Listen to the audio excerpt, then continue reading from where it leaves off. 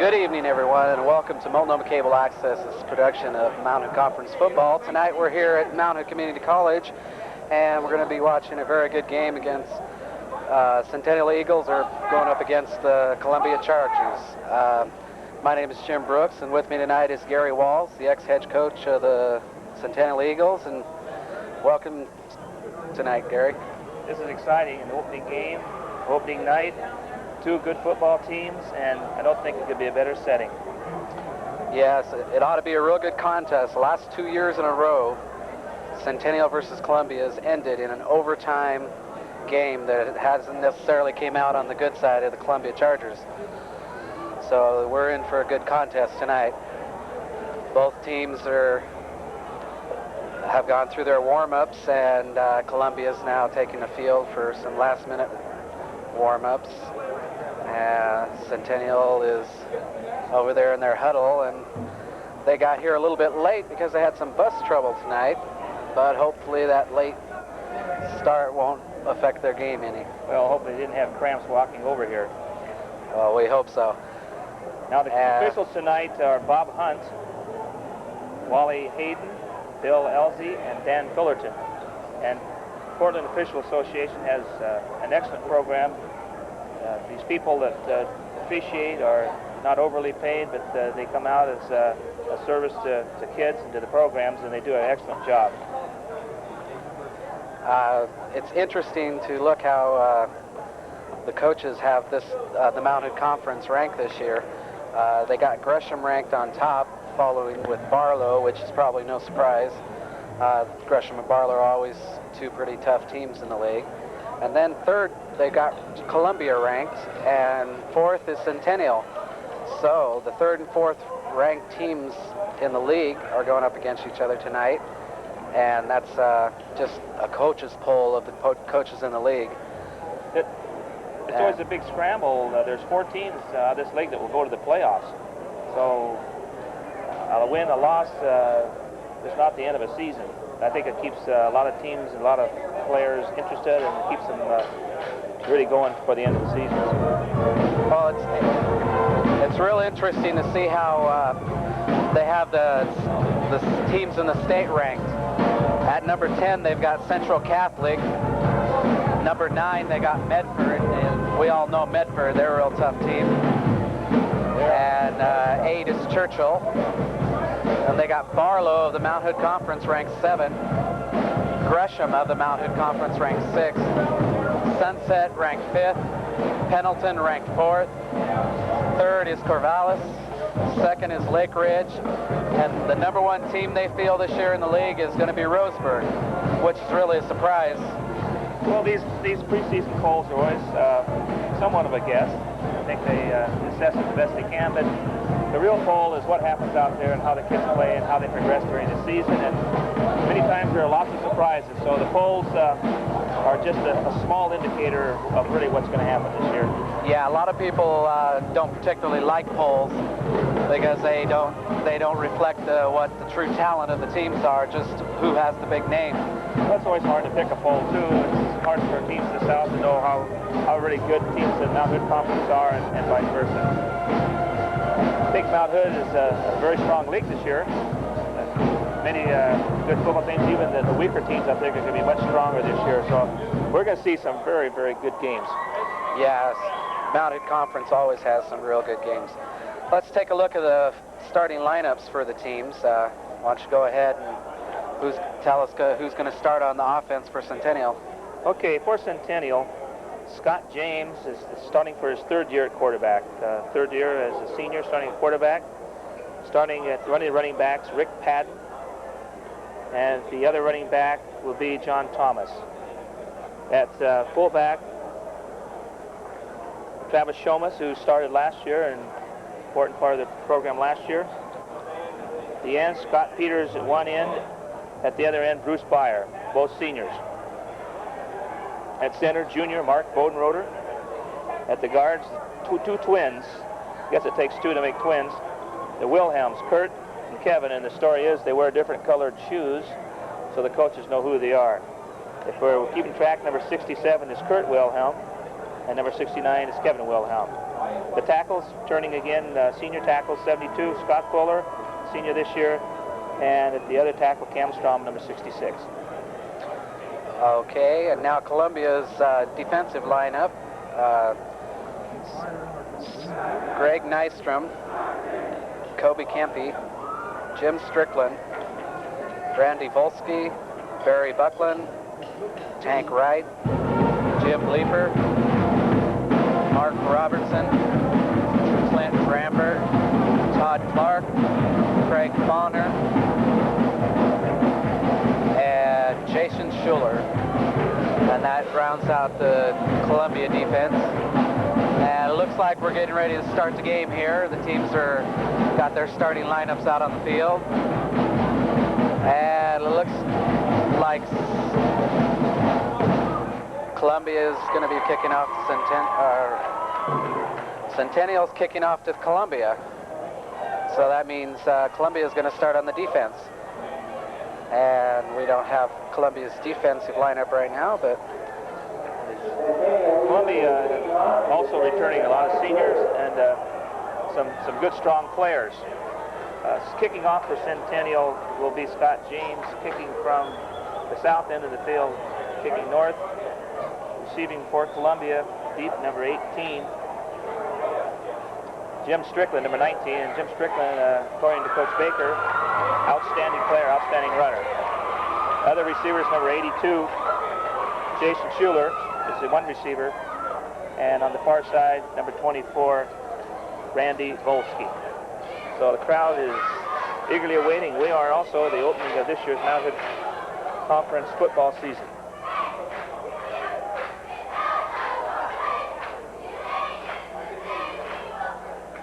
It's really a great night tonight. It's not raining, but it's not. Looks like the end of summer out there. It's really start of school and the start of football season. yeah, you could tell that it was the start of football season earlier this week when the clouds started moving in on us.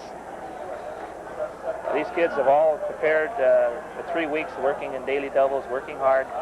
And I know right now inside there's some butterflies out there in about every stomach on the field. And here's the kickoff, and it's deep in.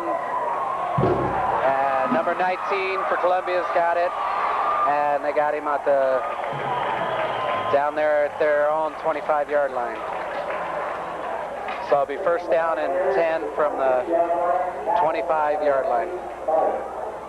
This is going to be an important series for both teams. I think both of them are out there to try to establish, of course, Columbia to establish their offense, Centennial to establish their defense.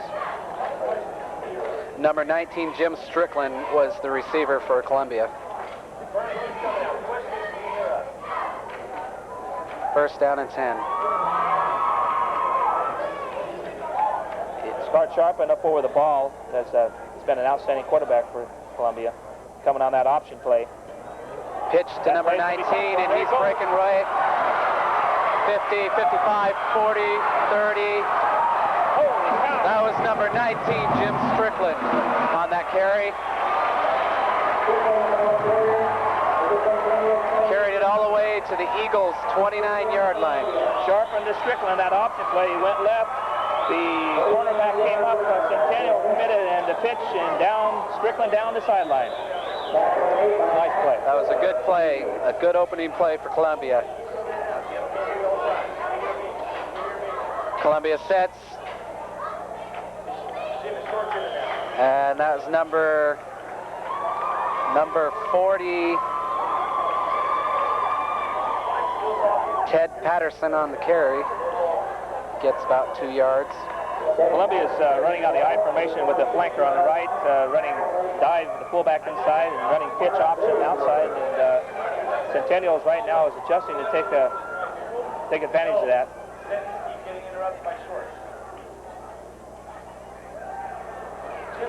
That was number there you go. 12, and here it comes. Touchdown, Columbia. That was number 12 for Columbia, Scott Sharpen with the touchdown. There's two outstanding players, Sharpen and Strickland. The cornerback came up. He had to commit himself. Sharpen with the football. He bent for the pitch. His man, and Sharpen went inside, and down he went. Scored. we might be seeing a lot of offense tonight. Centennial runs a very similar type offense with a very potent quarterback in the same way. I think we're going to see some offense. Yeah, it looks like Columbia's offense is getting off to a great start. 2 plays, and they're down the field and got a touchdown. We got a flag on the play. See if this is going to affect Columbia's judgment, and they're going to kick, or they go now for 2. He's looking over Coach Bacon. It's against Centennial. So it looks like they're going to kick the ball.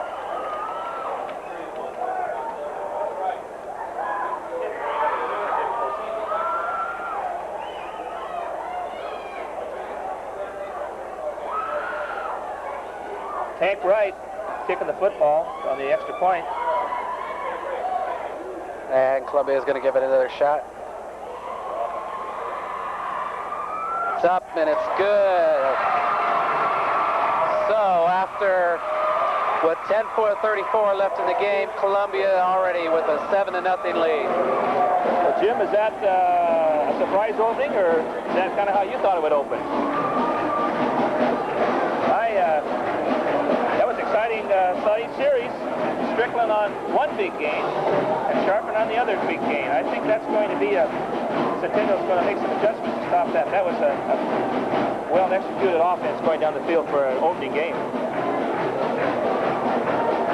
Well, it'll be interesting. It'll be interesting to see how Centennial counters here. For Centennial, Mark Schultz receiving the kickoff. But Centennial, now it's Centennial's turn to come back, and their turn with the ball. Kicking for Columbia will be number 50, Tank Wright. Just earned himself a point on the last conversion. He's going to kick off again.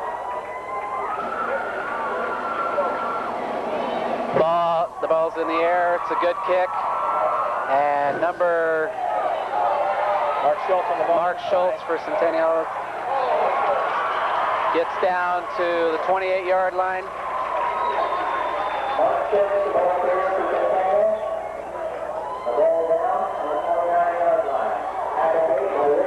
Mark James coming out now. Excuse me, Mark James' cousin, who was also a quarterback at Centennial. Scott James coming out. Scott James coming up over the ball to run out of the wishbone set. Try their turn with the offense. Centennial with the ball on the 30-yard line.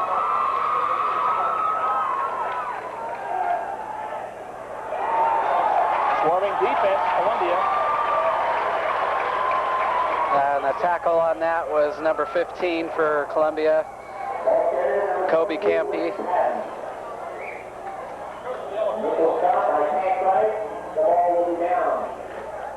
Shutting plays in with the receivers.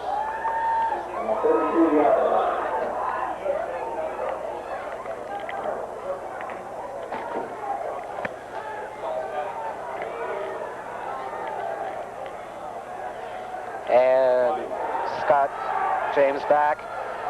He's going to run it. Scott's running it. He's got the first down and a couple more. He's taken out of bounds at the 50-yard line. That was number... Well, I think he's disappointed in the 2 quarterbacks out there, both of them potentially able to score at any time. Yeah, they're both showing us what they got. By Scott James. Both showing us they're very fine quarterbacks tonight. Of course, it's always, from a lineman's viewpoint, quarterbacks always look a little better with a good line in front of them. That's for sure. It's first down and 10 at the 46-yard line. Centennial sets. Pitch to number 40, John Thomas. That run by Scott James took him out of a big hole. That was about a 20-yard run. And I think it kind of got the Eagles kind of out of the first shock of that opening drive by Columbia, and now they're on the drive. Okay, John Thomas got about 4 yards in that last run. 3 yards. It'll be second down and 7. Centennial's broken out of the wishbone now in the slot left.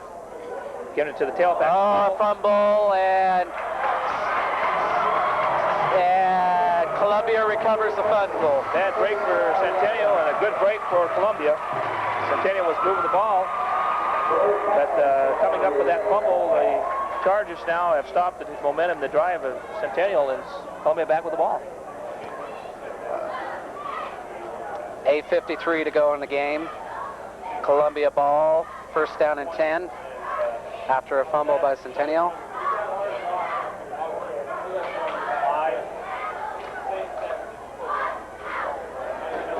Handoff to number 87 for Columbia. Scott Dewing. Tried to bring an end around there, number 87 coming around, and they pulled all those linemen on the right side, and it didn't fool the Centennial Eagles at all. It'll be second down and 11, loss of a yard on the play.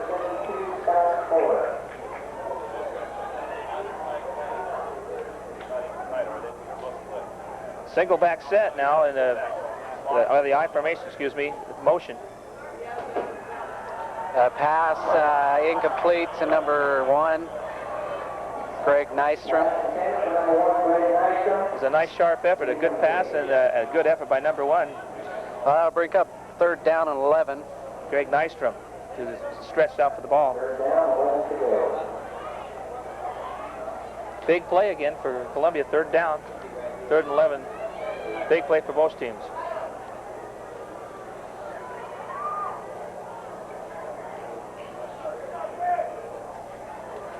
And number 12 back. He's going to pass it to, he's way out of line. That'll bring up fourth down. That was good coverage that time by the defense. The ball was thrown deep and before it wasn't intercepted, but there was good coverage. That was a tough down, third and long in midfield. He just didn't have anybody to throw it to. Right. And number 12 is going to kick, and it's up there. It's a good kick. Number 10 for Centennial, and we have a possible Columbia recovery again. It was a fair catch, and he bobbled a little bit, but he recovered in time. That ball gets mighty small when it's up there high in the lights on opening night. That was a 33-yard punt by number 12, Scott Sharpen. It'll be Centennial ball on the 25-yard line. First down and 10, 8 minutes to go in the first quarter.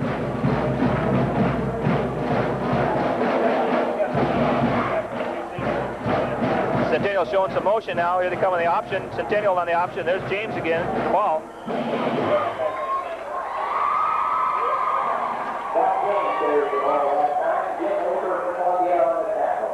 Scott Sharpen and Scott James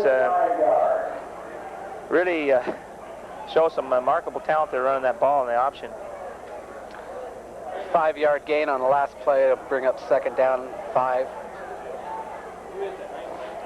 From the Centennial 30-yard line.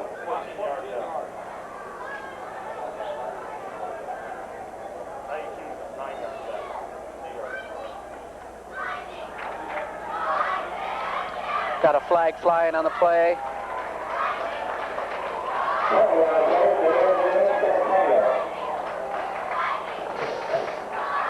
Looks like it's going to be against Centennial. Centennial on motion that time. 5-yard penalty there. Bring him back up to second down and 10.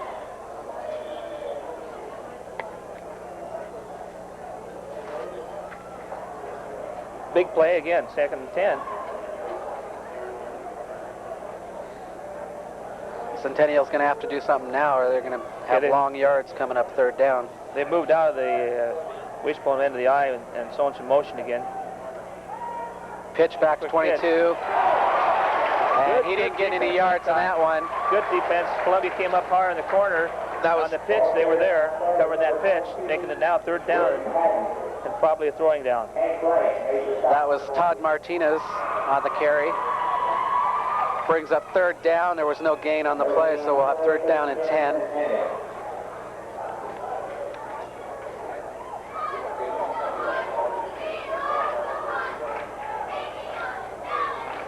Columbia showing the 5-down lineman now. The defensive backs have loosened back with passing. There Scott goes back. He throws. There he's down there, but just a little bit long for number 45.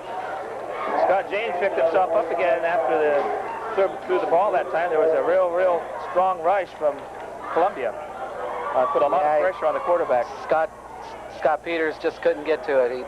That was almost like the third down play for Columbia, where the was good coverage deep, and he just had to throw it deep and throw it away. Kicking for the Eagles, number 8, Scott James. Nice snap. And boy, he's got a rush. Looks like somebody got a hand on it He got here. a rush.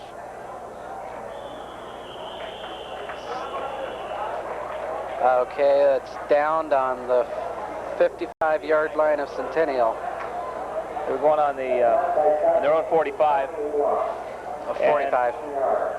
Columbia has some good field position here. Yeah. 45 here early in the first quarter. That's last couple of possessions, Columbia's come into some pretty good field position. Let's see if Columbia goes back to their offense they used on the first drive, more of the option type plays. Columbia sets. And number 19 again on the carry. He's got some big yardage there. He fumbled the ball, recovered by Centennial. I called the ball dead. Columbia has was a that runner dead ball? Strickland. Does he not? That was a dead ball. That guy was running the ball here. That was a good carry by number 19. It's a nice cutback. Jim Strickland. First down and 10.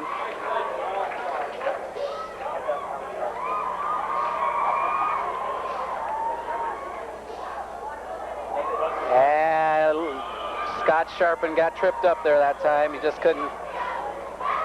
Too many Centennial guys got on top of him all at once. He didn't fool Bruce Byer that time. I'm sure Coach Motz told Bruce Byer, you've got the quarterback. And Bruce did his job that time, stayed home and took the quarterback for no gain.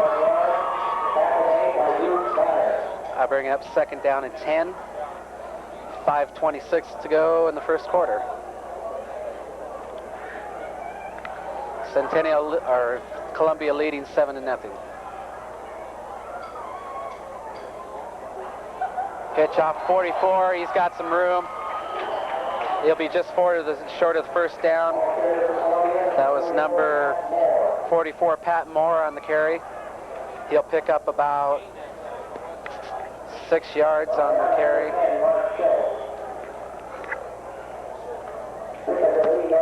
Centennial secondary wasn't be making all the tackles here. They're getting bruised. That's the fullback coming hard. Brings up third down and 3 to go for the Columbia Chargers.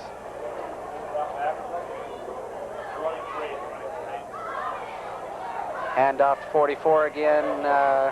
Doesn't look like he kept a handle on it that time. Well, they had a team defense that time, really pursued to the ball, and got lots of help there.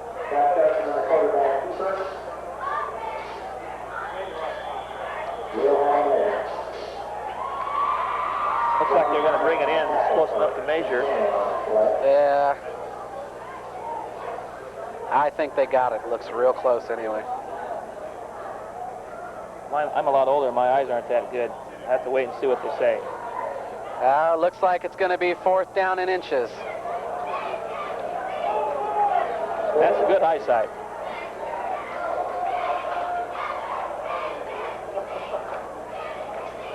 Now we dig in.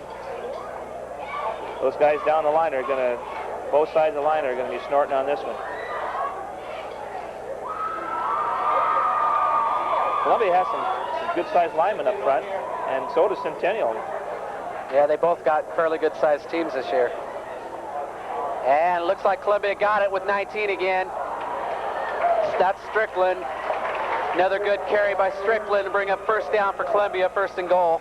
Yeah, he broke by that initial charge and was able to break outside for some additional yardage, more than the first down. First and goal on about the 5-yard line. Yeah, it looks like Columbia's knocking on Centennial's door again. Down there again.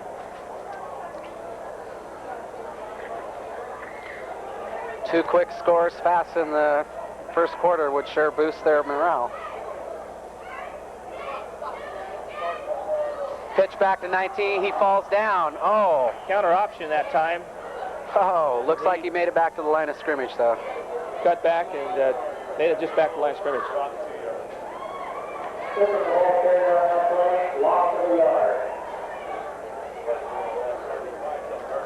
6 yards to go for a touchdown. Second down. 7-0, Columbia leading.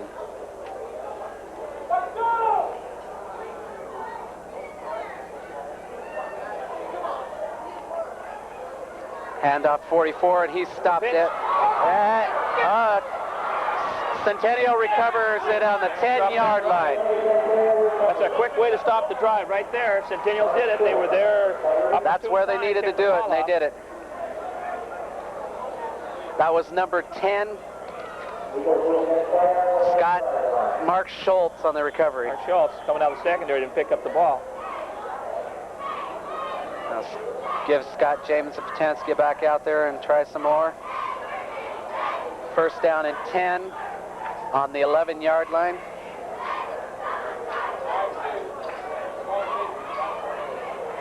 Handoff to number 30.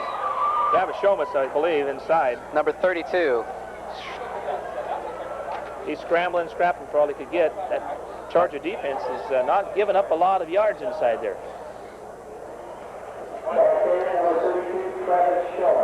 Well, he got 3 yards on the play. Second down and 7. 2 minutes and 50 seconds to go in the first quarter. Pitch back to number 22. He's going to take it. Ow.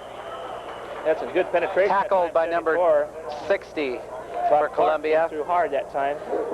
Jim Leeper on the tackle. And that was Rick Padden on the carry for Centennial. Picked up 4 yards on the play, at least 3 yards to go, and third down.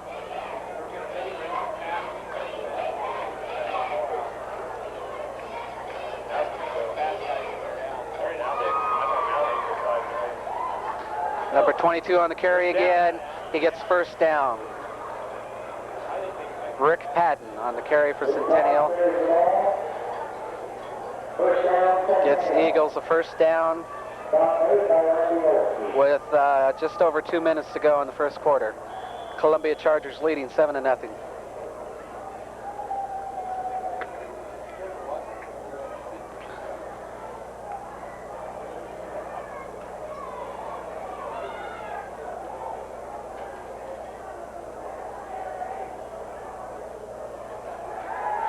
He's going to pass it. He's down there. And he's got it. Number 10's got it. Fifth on the 40. What a catch. 7-yard line. That's number 10. Tell you, he was covered. It was a good defense. Yeah, he was covered good, and he reached up there and plucked it right out of the air. That's number 10 for Centennial, Mark Schultz, on the receiving end of that pass. That was a good throw on Mark James' part. Very nice throw. Minute and a half to go in the first quarter, and the Eagles got a first down on the 47. James having trouble getting the ball and getting out of there. And he threw it away. Too much pressure on Scott James that time, and he incompleted the pass. Tank Wright, who kicked the extra point, and also the kickoff man, he came through there that time and welcomed Scott James with a real healthy hit. That was some good pressure there by Tank. Columbia's defense seems to be countering Centennial pretty well. But Centennial's offense is still doing a number on them.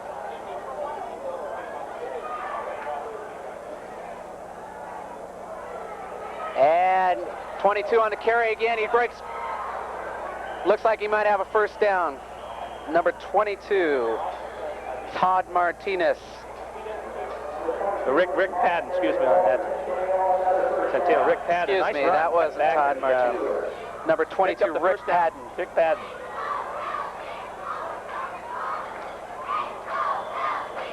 And he did pick up the first down.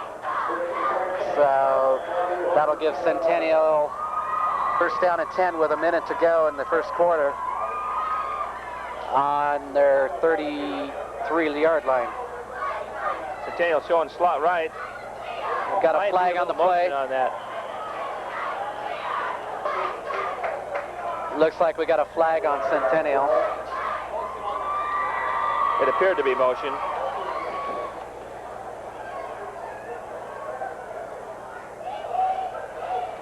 You get down fourth down area here, those 5-yard penalties don't help you a lot. It makes you first and 15. Sometimes, of course, you'd have to put the ball up in the air a little bit down here in this area. Yep, 5-yard penalty against Centennial. That'll bring up first down, 15 yards to go.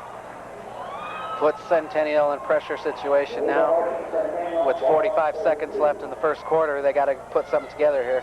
I don't think we made a mistake picking Columbia and Centennial football game to televise tonight. This is an exciting game. This is going to be an exciting game, and I hope all you viewers out there enjoy it.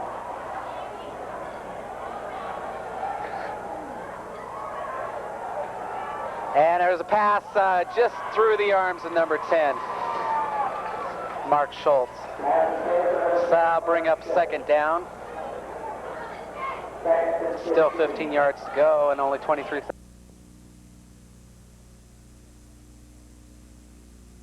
Centennial shuttling plays in, again, first and 15 down in the 4-down area. We'll see what Coach Mott has up his sleeve here.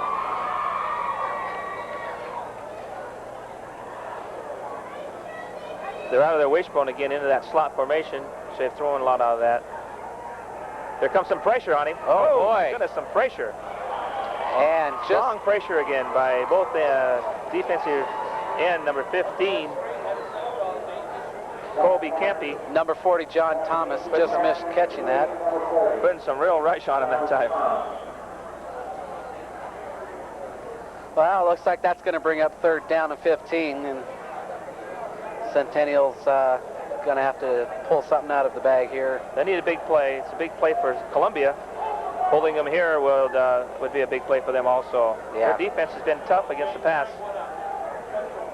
They're getting a strong Coming down rush. to 17 seconds. More rush again. And looks Good like pass. we finally got a good pass that time. But it's not going to be enough with first down. It's going to bring up fourth down and about 7 yards to go. And that's the end of the first quarter. At the end of the first quarter, Columbia 7, Centennial nothing. You're watching Mount Hood Conference football on Multnomah Cable Access Channel 9.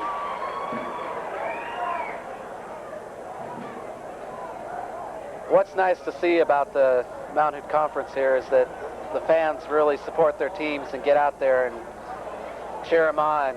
They always have good crowds for these events. Well, and you say good crowds. I think they are good crowds. I mean, they yell for their team and they're spirited, but there's kids are having a good time out there, but it's a good positive atmosphere here, and it's a good place to spend Friday night for a little excitement. Yeah, and we're here to cover it.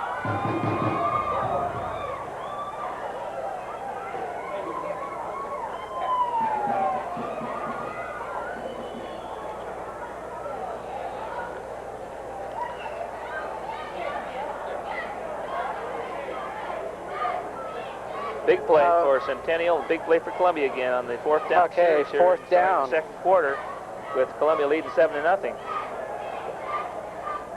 And Centennial's going to go for it. Good pass. Number 10 just couldn't get to it. So Columbia's going to take over the ball on their own 35-yard line. Clint Ramberg and Todd Clark again on the rush, and they're putting a lot of pressure on Scott to throw the football. Yeah, I think Jim's going to have to do something and adjust the line to block those guys out. Well, I always say that one of your best defenses against the pass is that good strong rush, and Columbia put a good rush on the last few series. And Columbia's first down and 10. And number 19 on the carry again. He's going to get some good yardage out of this one. Gets up to the 41-yard line. That's Mr. Strickland there on the carry again. Mr. Strickland is impressive with the football when he carries it. Yes, he is. Got 6 yards on the play. They'll bring up 2nd down and 4 for Columbia at the start of the 2nd quarter. Columbia in the lead with 7-0.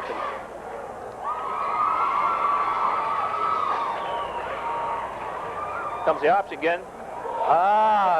Ball loose on the field. 19 picks it up, but considerable loss of yardage here. And number 69 for Centennial, Kevin Wilhelm. Well, that was on the a good tackle. defense. The ends came up and really put the pressure on the quarterback, and Scott Strickland had to pitch the football, and the ball was bobbled, and Centennial's defense came up with a big play. That'll bring up 3rd down and about 22 yards.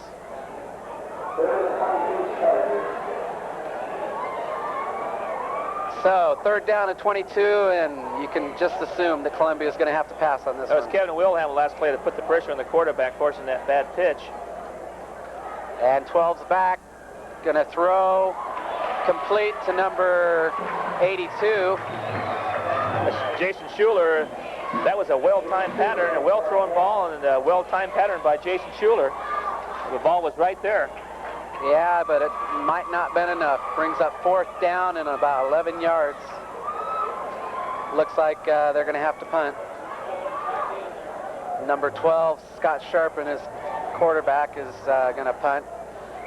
Back for Centennial is number 10. It's a nice punt. And well, that was a long exchange there, and that ball rolled, and they picked up some extra yardage and got it down to about the 20-yard line. yeah, that's going to put Centennial deep in their own territory. A lot more grass between the ball and the goal line for Centennial on that punt. Well, it's the beginning of the 2nd quarter here. Centennial regains possession, but Columbia's ahead, 7-0. Coming up 1st down and 10 here. You're watching Mount Hood Conference football live from Mount Hood Community College. We got a penalty quickly in the backfield. Quite often that's holding, but it was a good run. He got outside. Can't pick up the number. Is that offsides on Centennial? It might have been holding. The ball was after the pitch, so it very well could be holding. A tough breakdown at this area, because that was a good run. They picked up about 8 yards. So they are now conferring with the official. Looks like it is going to go against Centennial. So on the 1st down, they get a penalty for loss of yardage. They'll bring up. It was a legal procedure. 1st down and 15. For somebody must have moved before the snap.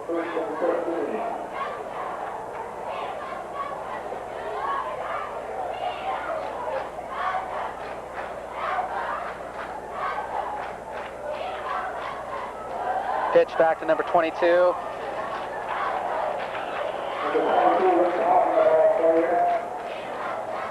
Rick Patton on the carry for Centennial. Gain of about 2 yards, bring up 3rd.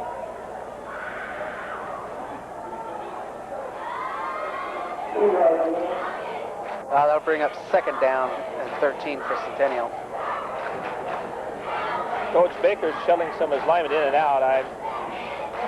Looks like they're putting a couple of strong boys in there right now for a rush. Another flag on the play after a good run by number. Can happen on the opening night. This is number 22, Rick Patton again for Centennial. Penalties seem to mount up on opening night. All those mistakes. It certainly hurts when you hit a game like that. You've got to take it back. Yeah. That'll take him back another 5 yards. 2nd down and 18.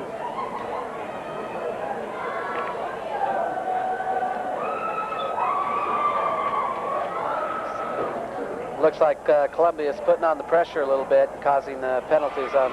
Oh, I think Columbia was looking for the pass that time, and they were putting the pressure on, and Centennial ran by them there, but they did pick up that 5-yard penalty, which put them back now. very possibly a passing down in this situation. They're broken the wishbone now, and they're slot right. See what they do. Go in motion left. Here they come. Option. And looks like Columbia read that book. They sure did. Scott James had little to do but hang on the ball.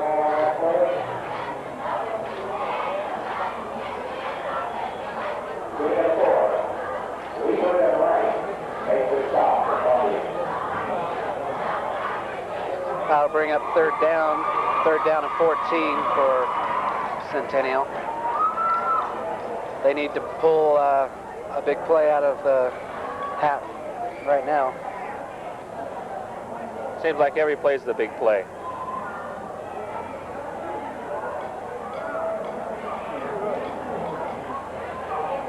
Got a little Scott James was hit on the pitch, and it looked like there was going to be lots of open space there to go, but Columbia came right up hard for the secondary and was there. So now it's fourth down. This is a real tough place to be punting here. They're down on the 15-yard line. You got to have a good snap. No mistakes in this kind of situation. And Columbia now will want to put a little pressure on the kicker.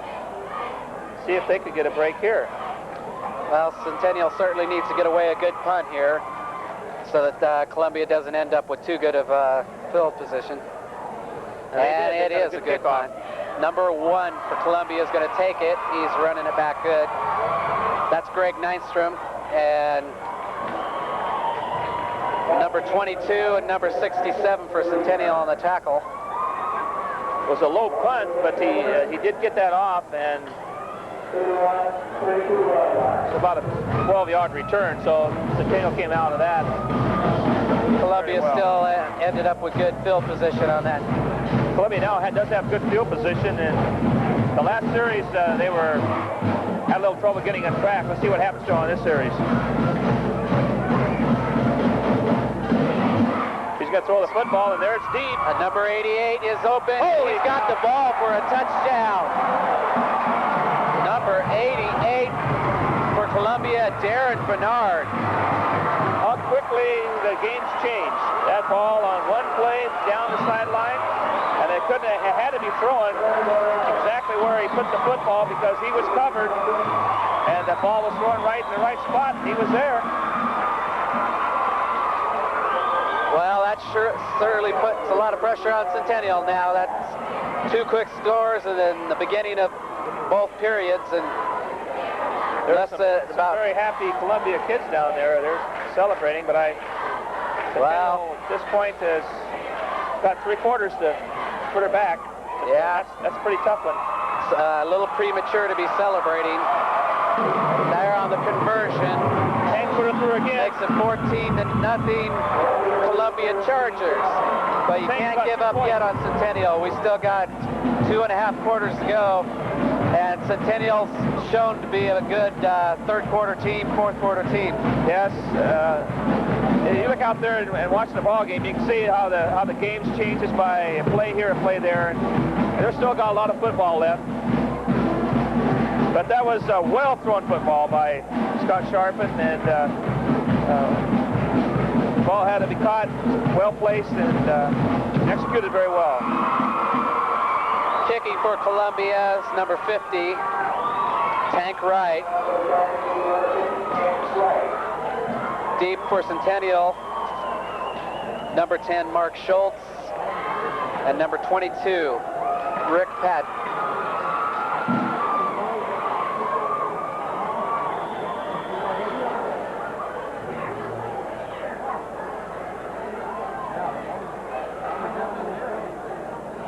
Centennial's eagerly waiting to kick. They want to get back and score before halftime to pull this game within reach for them. And, of course, Columbia, they want to keep Centennial in the hole. So it depends on which side of the ball you're looking from. Good high kick. Number 45, Scott Peters takes it for Centennial. He's got a good run going. He gets up to just short of the 40-yard line. Be about... Just looked for a minute like he had some daylight there, but Columbia immediately closed the lanes down and made the stop. So now they've got a good 10-yard carry out of that. 60 yards to go on a drive for Centennial, and of course Columbia is going to dig in on defense. Strickland again playing both ways. He's their safety man on defense, and of course their tailback on offense, playing their free safety in the secondary. Well, coming up on 6 minutes to go in the second quarter. Good penetration that time, Columbia's defense. Columbia has some pretty good-sized linemen, and they're pretty mobile. That number 72 came across that time. I think both teams have some pretty sizable linemen out there. They match up pretty even.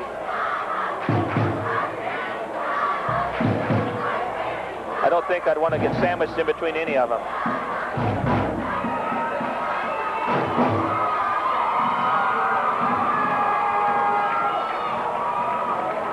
Back the pass. Oh, Scott James hit again. Right through the hands of number 20.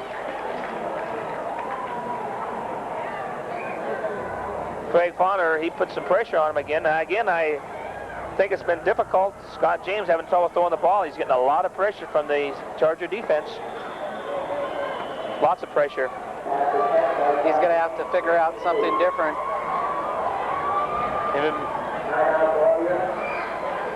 I believe on the opening drive, Scott James picked up around 17 yards on coming out of the backfield on a pass play and some rush, and he went around. He may be scrambling around there a little bit, but there's a real good strong rush from that good strong Columbia defensive team. They've got a strong defensive line. It looks like Coach Mock come out there to talk to his linemen, maybe to tell him how to shut off that pressure on Scott there. What do you think he's telling them right now, Jim? Well, I think he's telling them that you got to get tough on the line, get down there and stop those guys from coming through there. He's not reading them any type of fairy tale stories or anything, you don't think? No, I don't think so. I was fortunate enough to play for Coach Mott a couple years ago, and he's a pretty good coach, and when it comes down to it, he really gets in there and gives her a good fight. And he's rough on the team.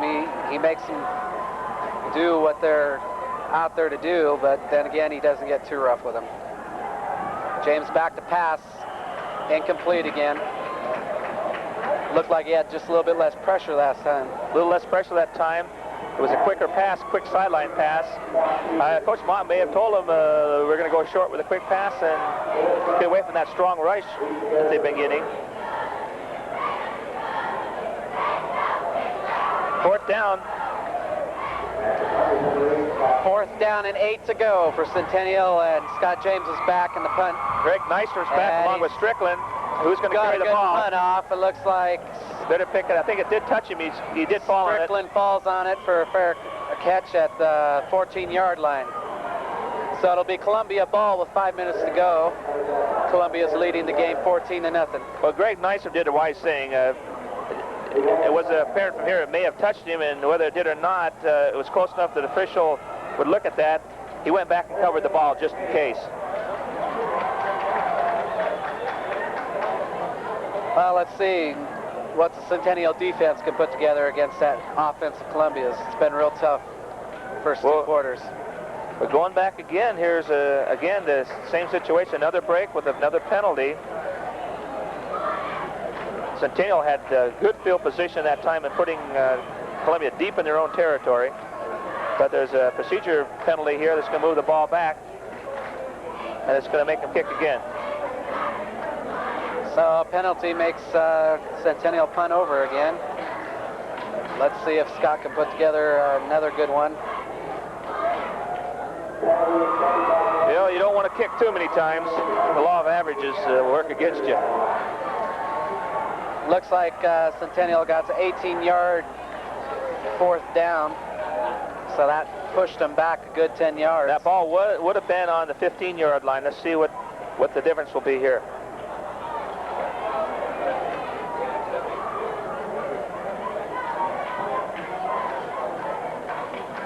Snap, and not as good of a kick this time, but nevertheless, yes, recovered by Centennial.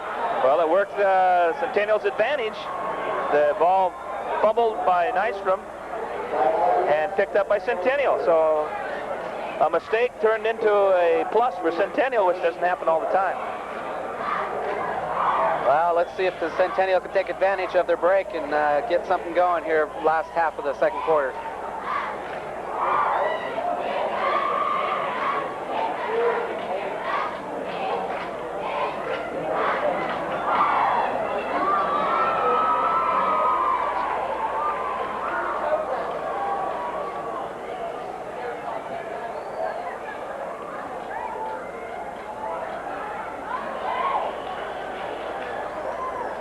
Got a good carry out there by somebody.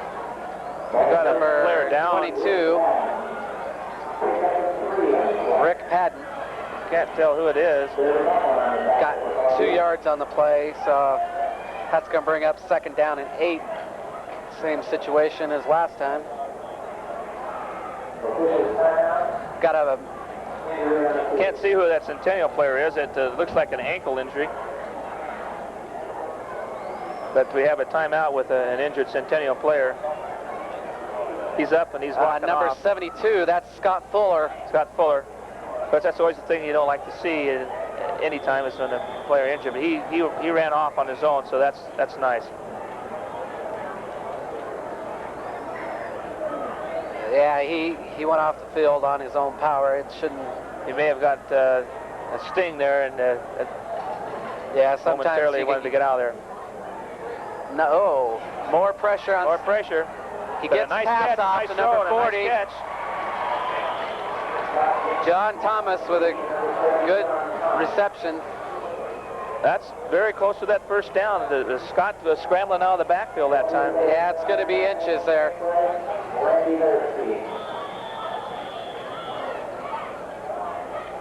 And they're going to go for the measurement. Looks, it's going to be a close one. Centennial didn't realize they were going for their measurement there. They were ready to go and move the ball.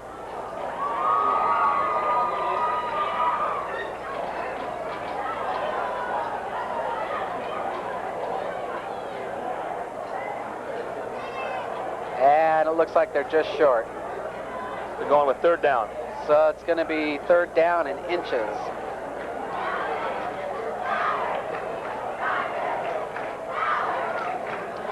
Oh, this is where the two lines get down there nose to nose and dig in tight. This is always a good play, third and inches. You almost have a play to waste here.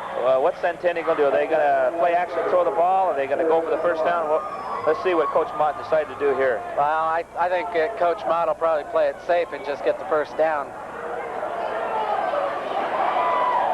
And we got a penalty on the play. It looks like it's going to be on Columbia. Number 20 for Centennial on the carry. Looks like they're pointing to Centennial again. He looked like he slipped up there a little bit, but he got back to the line of scrimmage and plus, so. Yeah, I think the turf is probably a little slick. It's a firm turf. It's a beautiful field here. Another nice penalty on Centennial. Centennial's really been hurt by the penalties this They had a lot half. of them tonight. They had a lot of them tonight.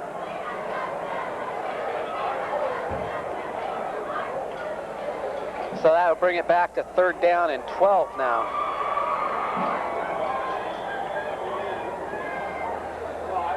Coach Baker's calling all the defense from the sideline.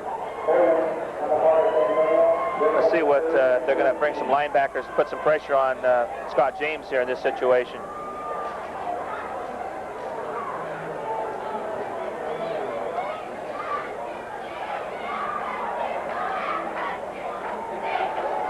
Back in the pass. Oh, he's going long. Ball. Number 10 and 10. Interception at 32 of Columbia. Well, that ball was almost exactly the same type of pass as we saw when Columbia scored, but it bounced off the shoulder pads of one of the defenders. It bounced up and was picked right off. That was Barry Buckland on interception for Columbia. The intended receiver, number 10, Mark Schultz for Centennial. So, Centennial turns the ball over with 3 minutes, 15 seconds left in the quarter. And they're going to have a lot of talking over to do at halftime in the locker room. Well, I think both teams do. It's not over yet, and Columbia will want to continue to get better, and they've got some things they want to do too, I'm sure. It's 14-0 Columbia in the lead. Second quarter. Looks like a gain of about a yard or two on the play. Mark Schultz came up that time and made a good, firm, crisp tackle. Looked like we were going to have a little more yardage than that, but he came up pretty strong.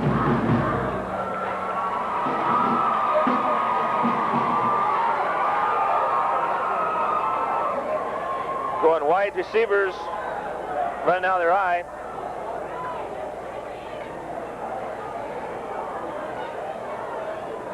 Pitch number 19, Strickland. And he's got room. He's going to go for it. He's got the room. And number 10 for Centennial stops another him. penalty back here. I didn't see what it was. This could very well be a clip. I missed it, but that was a life-saving stop there by number 10, Mark Schultz. If he hadn't have got him, that would have been a wide-open field, and we'd have been 7 more points in the going into the halftime. One of the rules in high school football is you cannot block below the waist outside the blocking zone, and protecting injuries from knee injuries. But at that time we had evidently a block below the waist downfield, and it nullifies a beautiful, beautiful play by Columbia.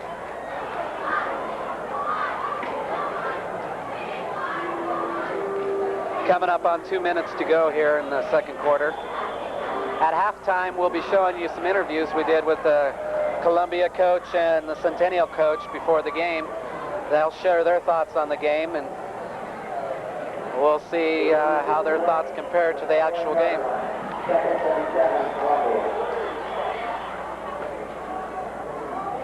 Well, one thing is important. Both teams playing a lot of players both ways. Strickland is playing safety. It's also the running back, and he's got to be in fairly good condition, as all of them do. He's doing a lot of running out there right now. Yeah. So that penalty takes Columbia back. It'll bring up second down and 7. Kind of shuts off a big opportunity for Columbia. Going to number 19 again. And he's taken down by number 86 for Centennial. Gain of about 5 yards on the play. Not a lot of time left. Let's see. That was Bruce Byer on the tackle for Centennial. How Coach Baker is going to play this one. With time running out here in the first half. A minute and a half to go in with that lead, or is he going to go for it here and try and stretch it out?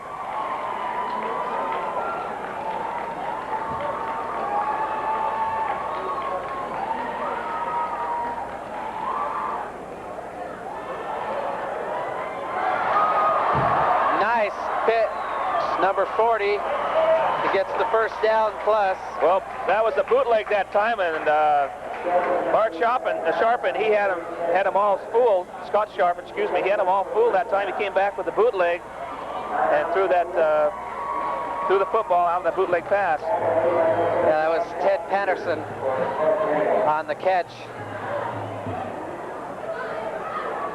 Gives Columbia first down with about a minute to go in the second quarter on Columbia's 40-yard line. Well, that's that kind of answered our answer about Coach Baker. What else to do? I think he wants to get one more touchdown before this first half is over, because I'm sure he's thinking that Centennial is still within reach, and he would certainly like to score before the half's over. Well, I think you'll see Centennial come out of the locker room after the halftime with a different perspective on things. Coach Mott's going to be giving them a lot of good advice and getting them back on the ball. Well, both teams have had mistakes. If you look at the first half, Columbia, of course, lost the ball down here deep in their own territory and lost another score, and so from both sides, the mistakes have been costly. So both teams are going to have something to talk about at halftime. Yeah, Centennial's doing a real good job against Columbia, though. Here's that end around again. But Centennial was really pursuing the ball, and there was nothing there. Looks like number 23 for Centennial tripped him up. Shut down possible good run.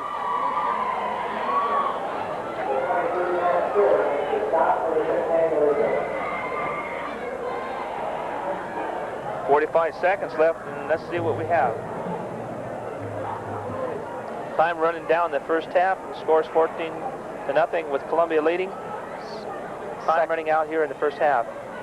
Second down and 10. 30 seconds to go in the half. Number 40 with the ball. Gains about 3 yards on the play.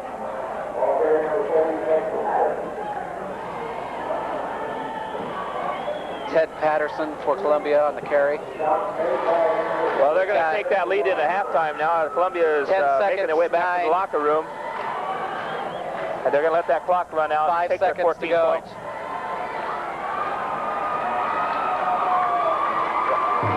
And that's the end of the half with a score 14-0, Columbia in the lead. We're going to go to those interviews now and see what the coaches had to say before the games, and then we'll be back.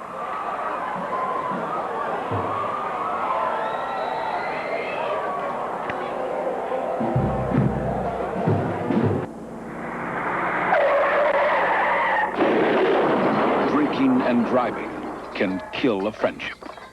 Going here. We're here at Mount Hood Community College for the opening of the AAA high school football season. And with me, I have Coach Dan Baker of the Columbia Chargers. Coach, it's got to be an exciting year looking with the Columbia Chargers outstanding football team, potentially a good season and hopefully a good start tonight. Well, I certainly hope that we can carry on with what we went ahead and did last year. We went ahead and we won a game in the first round of the playoffs, and we've got a lot of kids back, but we've also lost a lot of real fine seniors, as any program does. So we're looking forward to a fine game tonight with Centennial, that's for sure. What's it like at Columbia, having potentially a really good season, morale, spirit high at Columbia? Oh, I think the student body right now is reacting very positively. We had a real nice little assembly yesterday, a fall sports assembly. It wasn't just basically a football assembly. And all the kids were real spirited towards all the fall sports. And, you know, there's nothing like the start of a high school football season. And in a high school situation, that football team seems to carry the spirit load, it seems like, for a high school.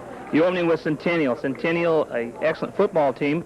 Last year, overtime, the year before overtime, the year before overtime, and it wasn't good for Columbia. You looking forward to overtime tonight? Well, I certainly hope we don't go into overtime, but if we do, you know, we've been there 3 times, and so have they, so, you know, we're both prepared for it. We'll just take what comes one play at a time, and whatever happens, happens, you know. Couldn't be a better opener for high school football. 2 potential playoff teams opening in the first round tonight at Columbia at Mount Hood Community College, a home game for Columbia. Coach, best of luck to you tonight, and very much, for a good season. Thank you. What do you do on your Monday nights?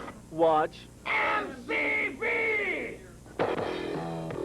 MCV, music in cable vision, an hour's worth of music highlighting Portland's own music in cable vision. With next to live coverage of special events, see it all happen, Portland, with MCV, a Production Plus presentation. MCV, Channel 9, Monday nights at 8 o'clock.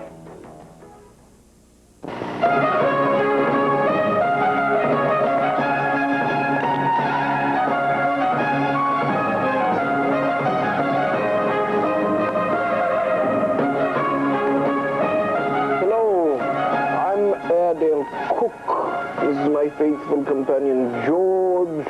Together we host the exciting program, Master Leash Theater, where you'll be able to learn many exciting things about the obedience training of your animal. We ask the question, can you teach an old dog to stand on a street corner and beg for money? Watch us. Masterleash Theater returns the week of July 29th, Mondays at 7 p.m. and Thursdays at 2:30 p.m. on Channel 9.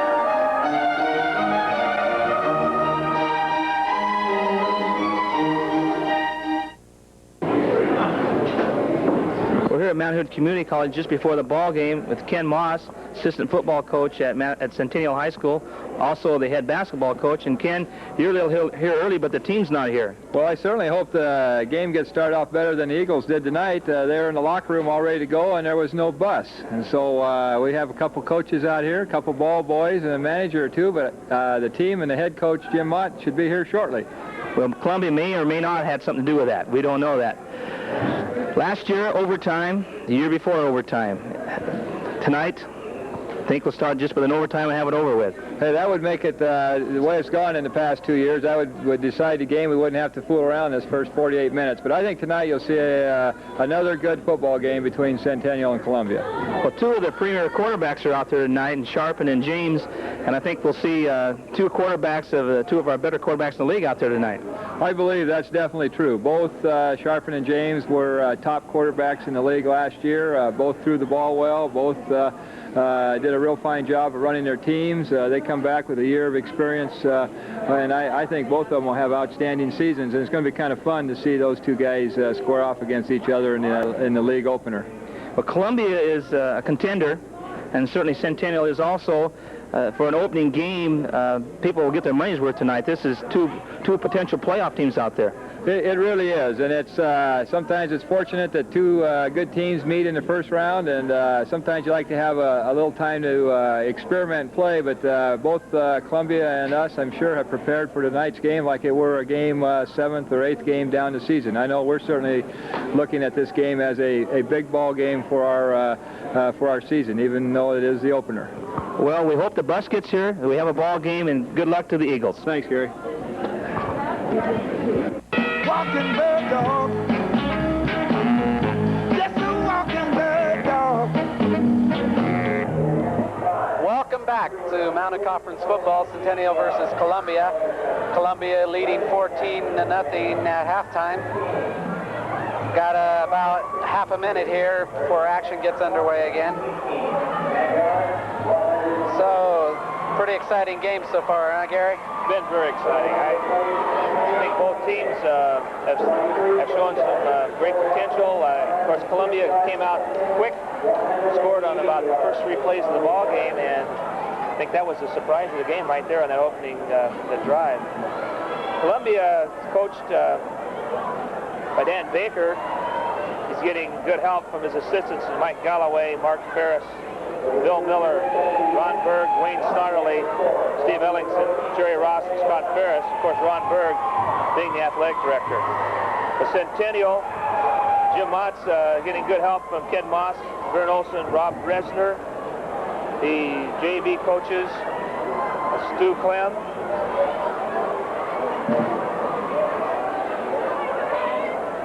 The freshman coach is Bob Akers. The assistants all working with the varsity. We're getting ready to get underway here again. Kicking for Columbia will be number 50. That's Tank Wright.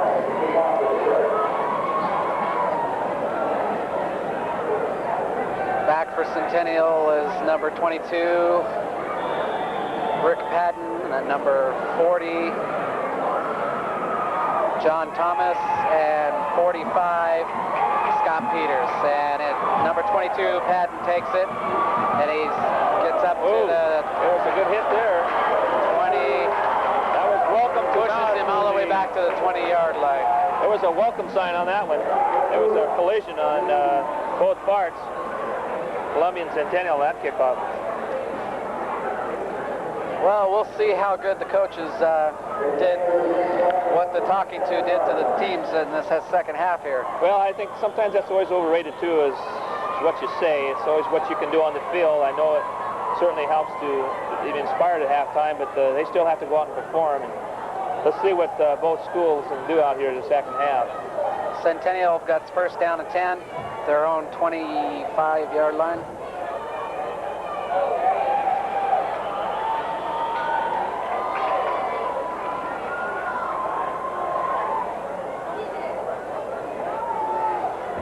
think that was number 32, Travis Shomas on the carry. That hole closed off quickly as we went to the outside, and Columbia closed that down very quickly. 2nd down and 7.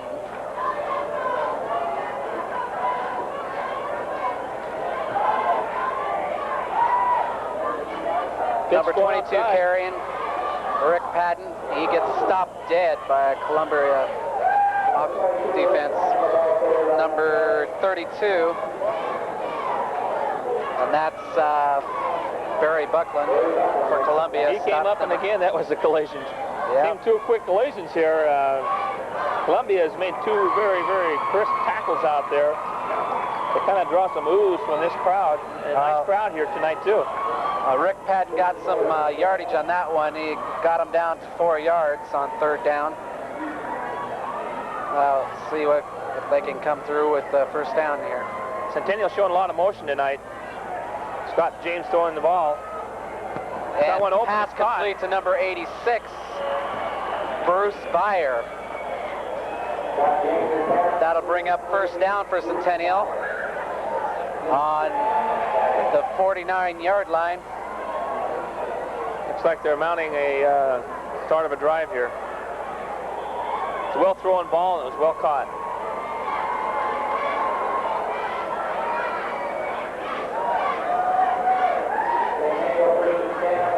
Again, Centennial was broken out of that wishbone into the slot I. So an option. Oh, James. Not much there. Not much there at all. About 5 Columbia players right on him. Mark Robertson was there to greet him first, got him wrapped his arms up so he couldn't pitch the ball. And Scott James had nothing to do but to keep the football, and got very little on that. They'll take him down for a loss. Oh, well, he gained a yard on the play. Come bring it up 2nd down and 9.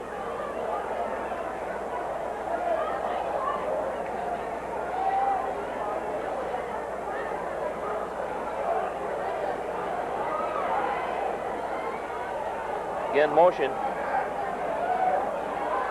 Good run, it breaks free. Number 22 gets the 1st down and a couple more. That was Rick Patton, number 22 for Centennial. Gets him on to the Columbia 41-yard line. Excuse me, 39-yard line. He broke through on that one. It was a good pickup. Just seemed to open up for him on that last play. Showed motion, he cut back behind it. Coming out of the wishbone again. 22 carrying again. Gets inside for... Fumble on the football, but I think it was out of bounds. Columbia recovered it, but the ball went out of bounds. I think he carried that for a loss of yardage. It's going to bring up 2nd down. It looks like to me about 13.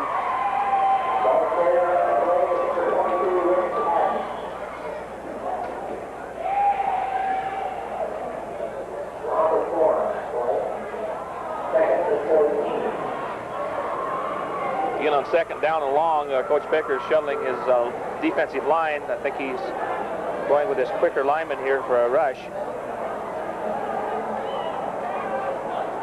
He's going to get one. He's going to pass. Number 40's open, and he can't get a handle on it. Almost a great catch there. It was a good defensive play by Greg Nystrom, but number 40 for Centennial, John Thomas, almost came up with a great catch. He tipped the ball with one hand and was going to catch it with a circus catch with the other, and Greg Nystrom just tipped it away.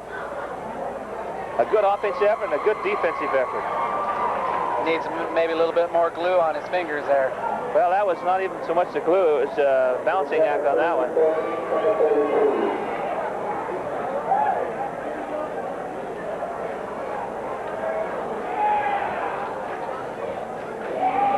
Coming out of the slot formation again.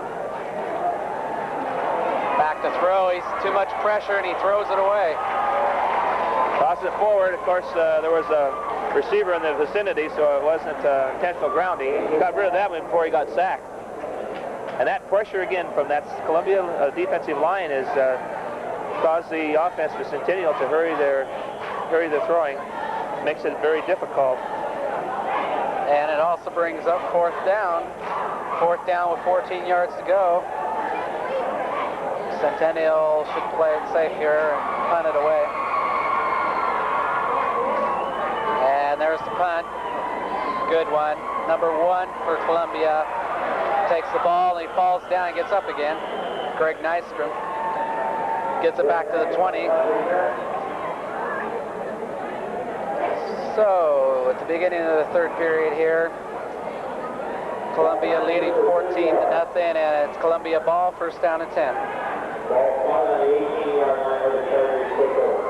It's a good effort by Greg Nystrom. Of course, he fumbled on the kickoff punt return early in the 1st half, and of course this time he stepped right up and caught the ball and took charge, and that's always good to see. It was a good effort. Number 44 with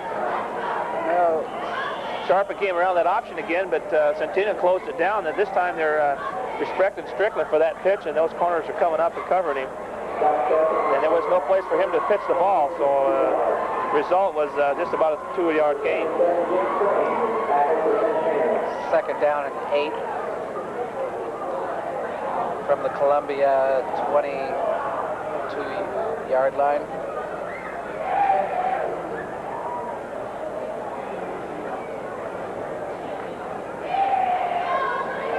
44 got a hold of it that time. That's Pat Moore on the carry for Columbia. He picks up about 5 yards for him. Bring up 3rd down and about 3 yards to go. Interesting enough, it seems like we're seeing a lot more tighter defense 2nd half from both sides. Game's tightening up a little bit. Not as much long runs going so far.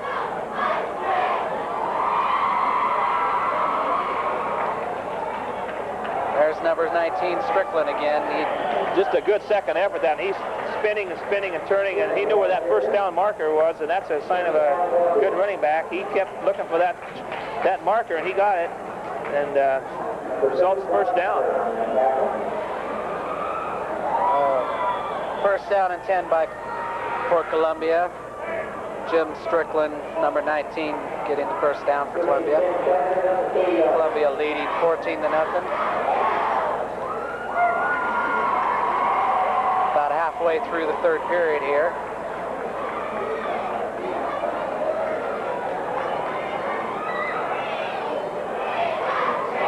Showing slot motion again.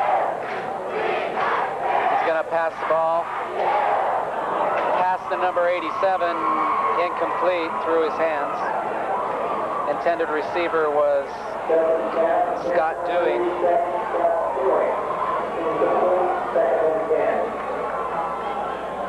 Of course, Jim Strickland, that I formation, really important to have a good person up front blocking for you, and Pat Moore is the fullback. He's clearing some way for him as the fullback there, making some good blocks.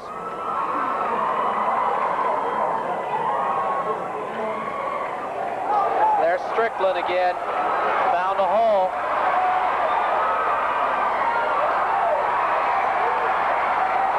What a run by Strickland. This is like Monday Night TV. Yeah. Watching the Monday Night NFL football, I tell you, Strickland's an exciting runner. Very exciting runner.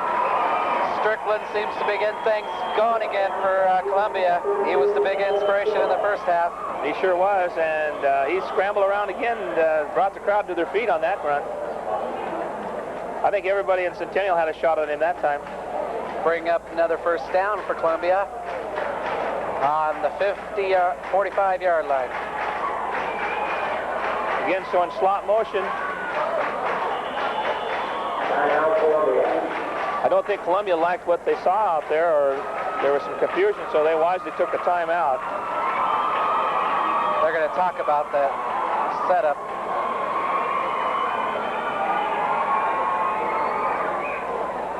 Because that was a run by Jim Strickland was more important than just getting him out of a hole there and giving him 1st down. It gave him a little spark, moving that ball that way. I think it gave the whole offense a little lift. Again, repeating ourselves, but it really is important to have some good blocking up front, especially in the I formation. If you're a tailback carrying the football, you've got to have a good offensive line, clear some openings, and Columbia certainly does. They've had some good blocking up front for Jim Strickland, and he's been able to get beyond the line of scrimmage, and then he's shown some fine running ability once he's got beyond the linebackers.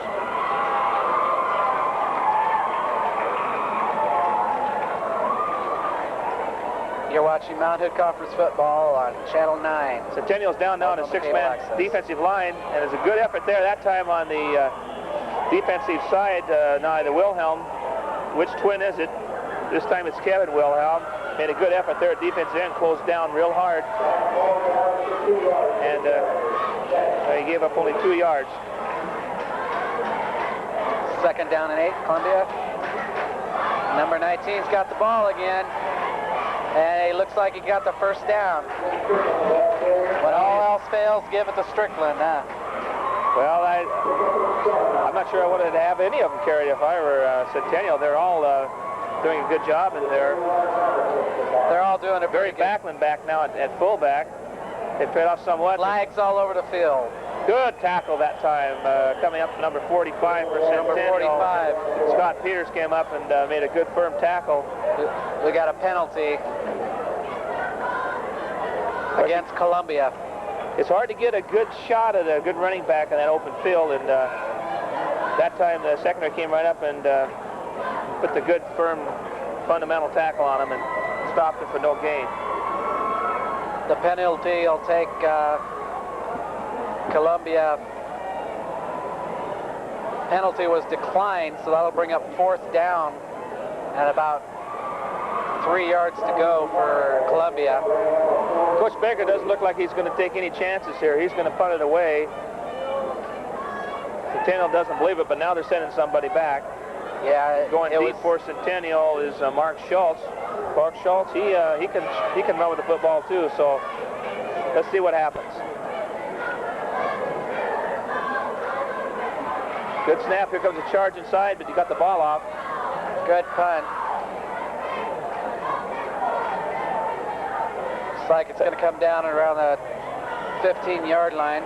Well, that punting's a lot different on this grass than if you're playing on that artificial turf. If you play on artificial turf, and that oblong football sometimes can bounce funny ways. A lot softer bounce on the grass. Slows the roll down. See a lot of that towards the end of the season when the kids get to go and play in Civic Stadium. Well, I'm sure that both Centennial and Columbia are hoping they're going to see those kind of bounces on artificial turf. That means that they'll probably be seeing playoff. Certainly this game is not determining playoff, but it's certainly an important game. Seemed to be confusion back there, and it looked like the ball was fumbled, but I do believe that Centennial did recover the football.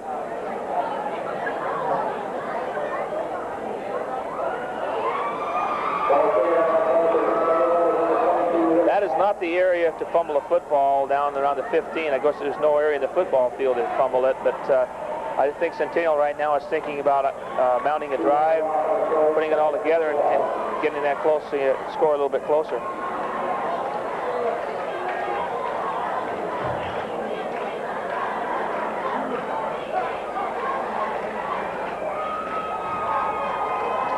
Pass to number 45 complete.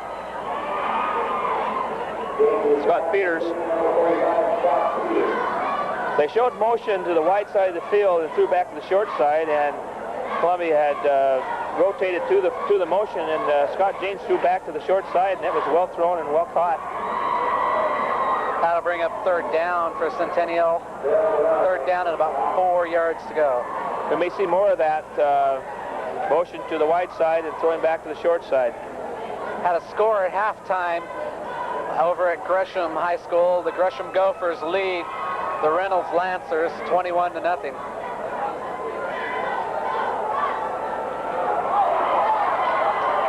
Incomplete pass intended for number 10. Mark Schultz, intended receiver. That ball came out there, it hit him on the top of the shoulder pad there, and it bounced up. It's almost very similar to the interception we saw in the first house that bounced around and was picked off by Columbia. But Scott James is having to go now to throw in the football, being down 14-0 here in the 3rd quarter. And now we looking at the fourth down situations, and again, punting deep in their own territory, an important punt here.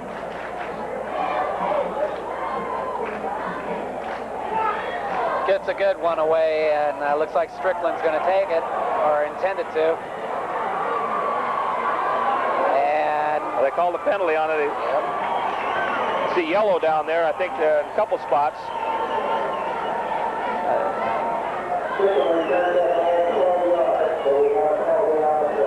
It's either a bad brown spot of grass or there's a penalty.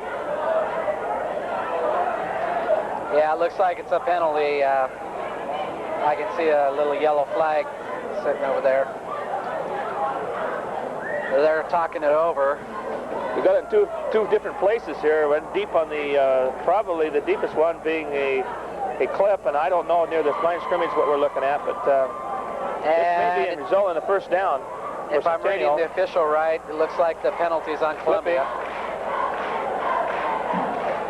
So that's going to hurt them.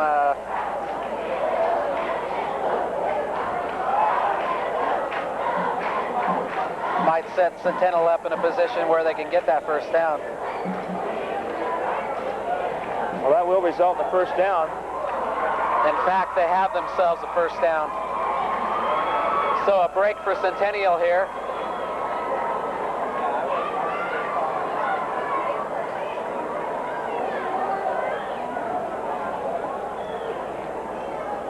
Took him deep out of the hole, and that was a big one. 15 yards. So on the punt, a penalty on Columbia, and it brings up a Centennial first down. Well, a couple things there. It's 15 yards, 15-yard gain, and then change of possession. Centennial back with the football, and with reasonably good field position now to see if they can come back and move the ball. Another flag. I think somebody got a little too anxious that time.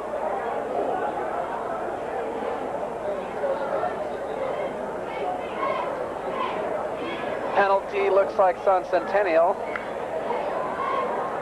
They're going to take them back 5 yards. Those officials are going to get leg cramps here marking this football off all the time. We've seen a lot of penalties tonight, seems like. For an opening game, quite a few penalties on both sides.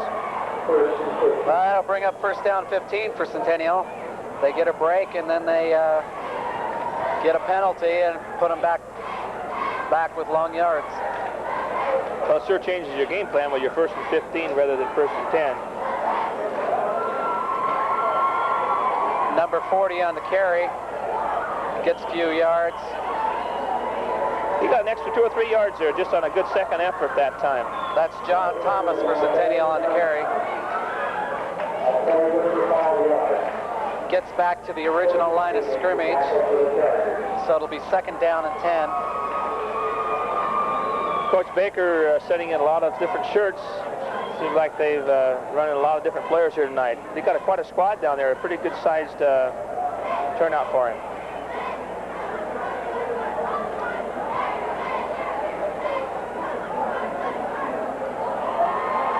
James back there, deep. Yeah, good pass. But down inside, again, he is really getting the pressure again.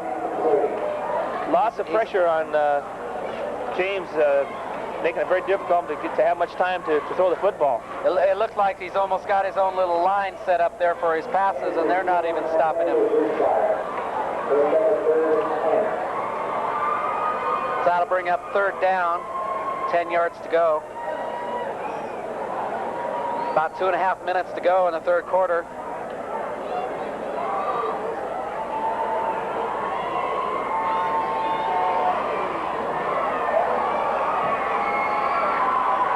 There's that pressure again. Had him, but he's out. He's trying to... And he's taken down for a loss. That was a direction problem there. James going to his left, being right-handed. He tried to throw the football, but it was difficult trying to throw the football with his right hand. Especially with number 74 in his face. That's well, he's getting Todd it right. Clark. And those probably were not about 5 yards. chasing him. Back to fourth down and 15. Centennial gets a break with a penalty and then doesn't converge on it. Dodging some bullets. Good snap. And a good kick. Nice spiral, deep kick. It's going to be taken by number 19, Strickland. He's running and taken down by number 40 and number 72 for Centennial. That's John Thomas and Scott Fuller. So it'll be first down and 10 at the 40-yard line. We're not seeing much scoring. Again, there's a lot of defense out there. Time being on the side of Columbia at this point. Minute and a half to go in the third quarter. Columbia with the ball. Sharpened back, and he's getting some pressure now from Centennial. He too that time is getting some pressure. Comes to Wilhelm. That's White Shoes Kevin Wilhelm with the White Shoes being the twins. Putting lots of pressure on Sharpen that time.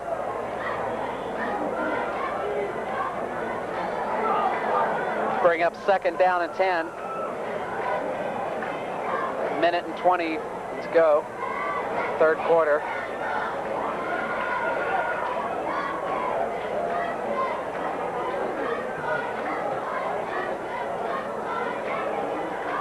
Sharpen back to pass. Passes a 19. 19's running. He's got some field. He's got some green. And he got first down. He's taken down by number 23 of Centennial. That's Matt Stiller. Greg Nystrom looks like he's got a leg cramp coming off there. That's not good news for Columbia. He's been playing a good football game.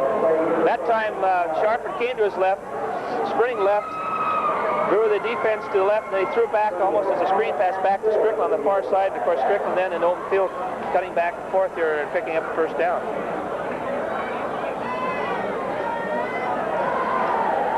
Sharpen sets the Chargers and gives it to number 32,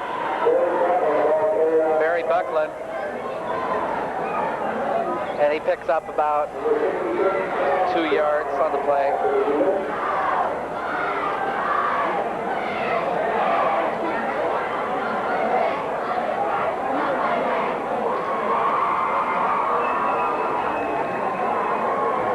Bring up second down, and well, I guess he only got a yard. Second down and 9. Looked like he had more. He spotted the ball there. And gets it to Strickland again. Well, that was a dangerous pitch. He was in the grass that time with one of the Wilhelms again, and he got the pitch off to Strickland, but that was risky territory. A good gain.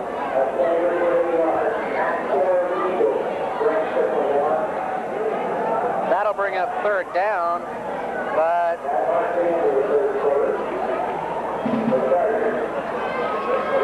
and that'll also bring the end of the third quarter of play. At the end of the third quarter, Columbia leads Centennial 14-0. Final quarter coming up, and we're going to try to get you some scores from some other games here. If any games are complete. A lot of opening night action going on. A lot of teams out there playing tonight. I think we picked, again, exciting game for an opening game here. It's been a good crowd. Well, this is probably one of the more exciting in the Mounted Conference. It's exciting tonight. You're seeing two good teams. Columbia coming out like a shot. Opening drive scored. And here we go, start of the fourth quarter. And 32 carries again. That's good for a first down, looks like. Barry Buckland.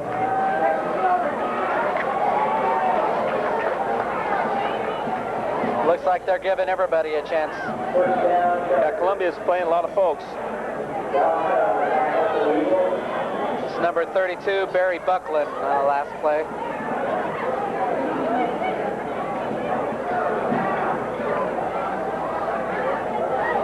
Bring up another first down and 10.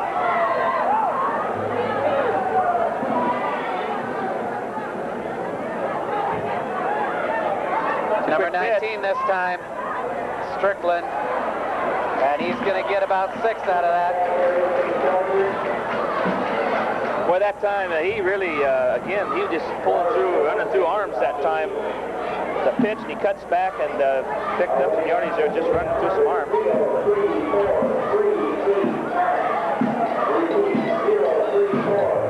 Centennial's really tightened their defense up. They're bending a little, they're not breaking. They're making it a lot more difficult the second half. They're not giving him much.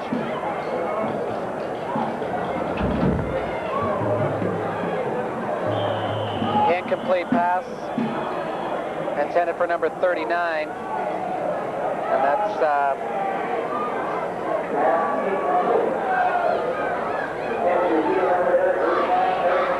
Matt Stiller right in the shirt that time.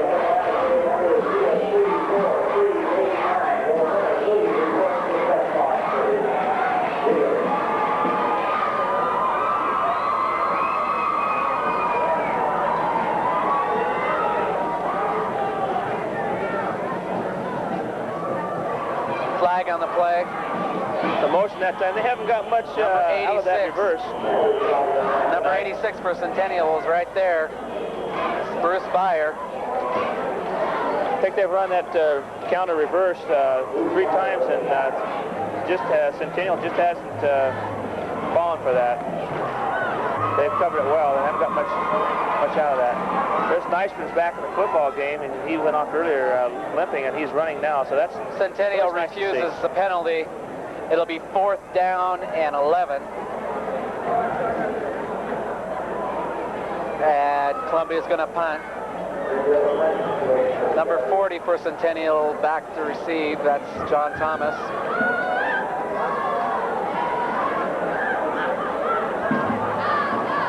Scott Sharpen gets a good punt off, and 40 takes it.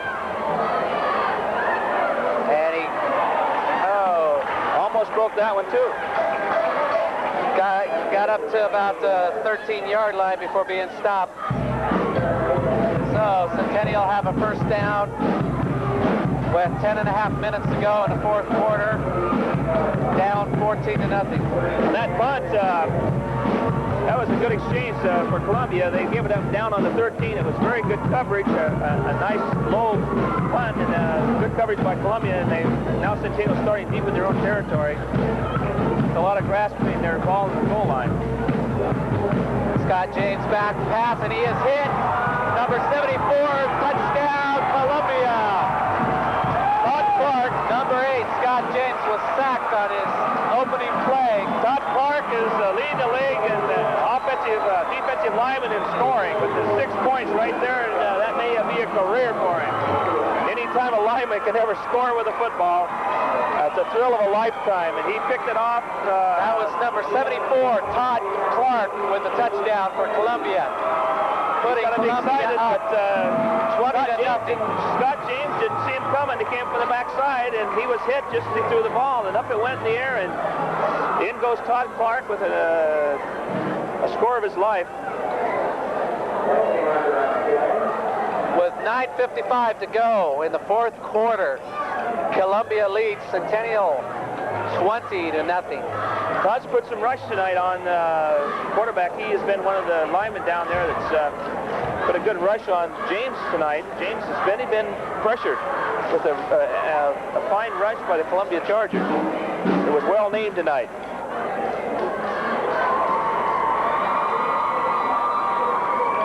And Columbia takes a timeout.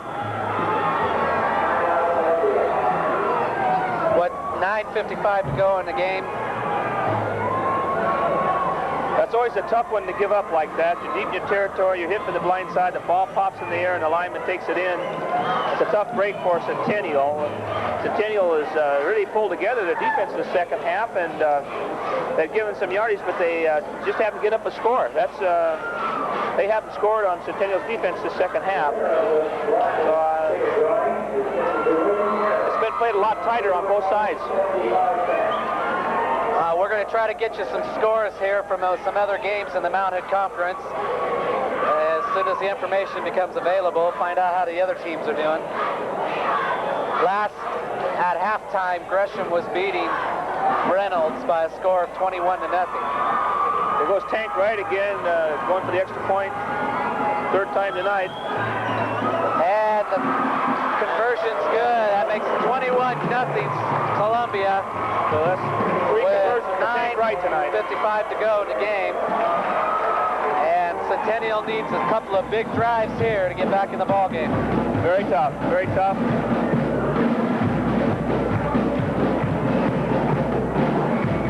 But who knew last year? Those who witnessed the ball game last year, the scores last year were in overtime.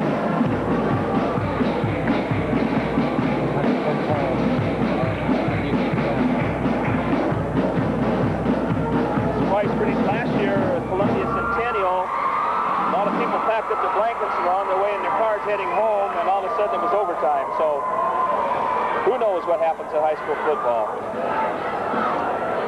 Columbia's going to kick off now. Calling an unsportsmanlike against Columbia here. 15-yard penalty, so they're moving the ball back. They may have been on the extra point.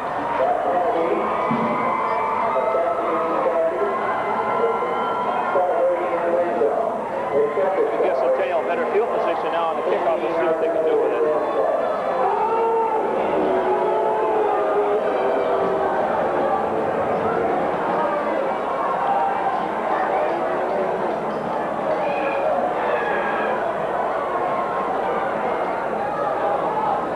Again, Tank Wright teeing up the ball.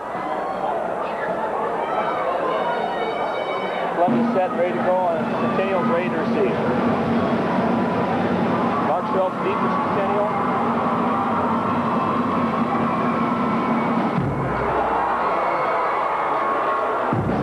Ball hits short, picked up. Marshall's inside. Oh!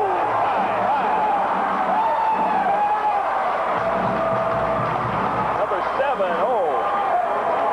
Scott Schober. He came down there and gave him a welcome sign again.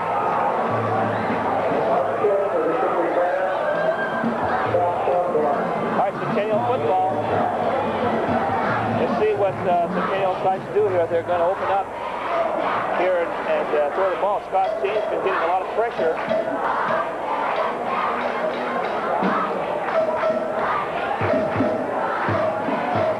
Bring out their slot formation in motion. Scott's going to go back, throw the football. Back for the pass. Incomplete. Good defense. Randy Bolsky there tipping that ball away. Scott James threw a tightrope on that one. It was there, but Bolsky just tipped it out of the hands. Centennial receiver brings up a second down. Seems that James is going to have to scramble around a little bit here to be able to avoid some of that pressure because he's getting a lot of it inside on the drop back, and he's going to scramble a little bit here to get himself open to throw the football. Centennial sets in the wishbone. Going for the pass. Going to the 4-man rush. 80. He's bumped it. Overthrown to number 83. That's a bump before he on the Columbia there, and it's going to be interference.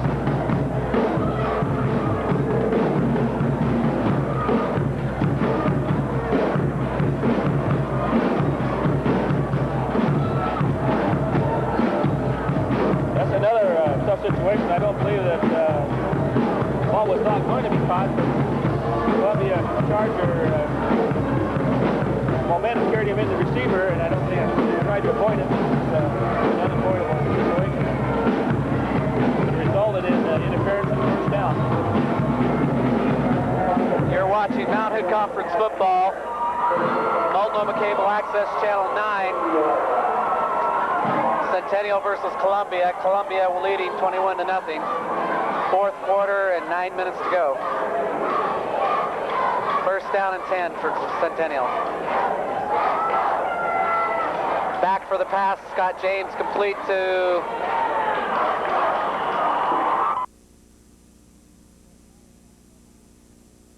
that power pass out of the number 20 on catching that pass. John Stewart.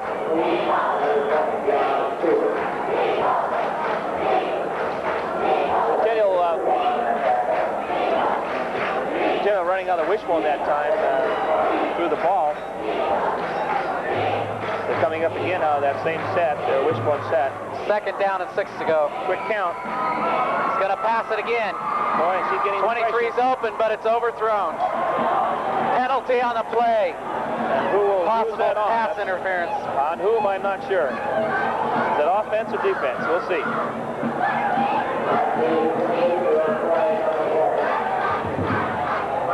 Offensive. Centennial really can't get away from those penalties, can they? No, it was tough. Again, that's the same situation again. They had 3 people going to football, a receiver from Centennial and 2 defenders. And the receiver throwing the football ran into the charger, and they called it interference. I can tell you what Centennial is going to be working on Monday morning. They're going to be working on penalties. Well, I think a lot of situations here on both sides. I think opening night here, you're playing your first football game, your first full game, and mistakes are going to happen. I'm not sure. The officials call tighter or looser, I'm not sure. But both sides have had mistakes, and of course, first game's always tough. And back to pass again is James. Complete this time to number 40. And he gets a couple of yards in the play. Scott James, who also in the spring and summer is a very good baseball player. He's throwing some bullets right now. Those are number 40 coming across there. John Thomas picks up.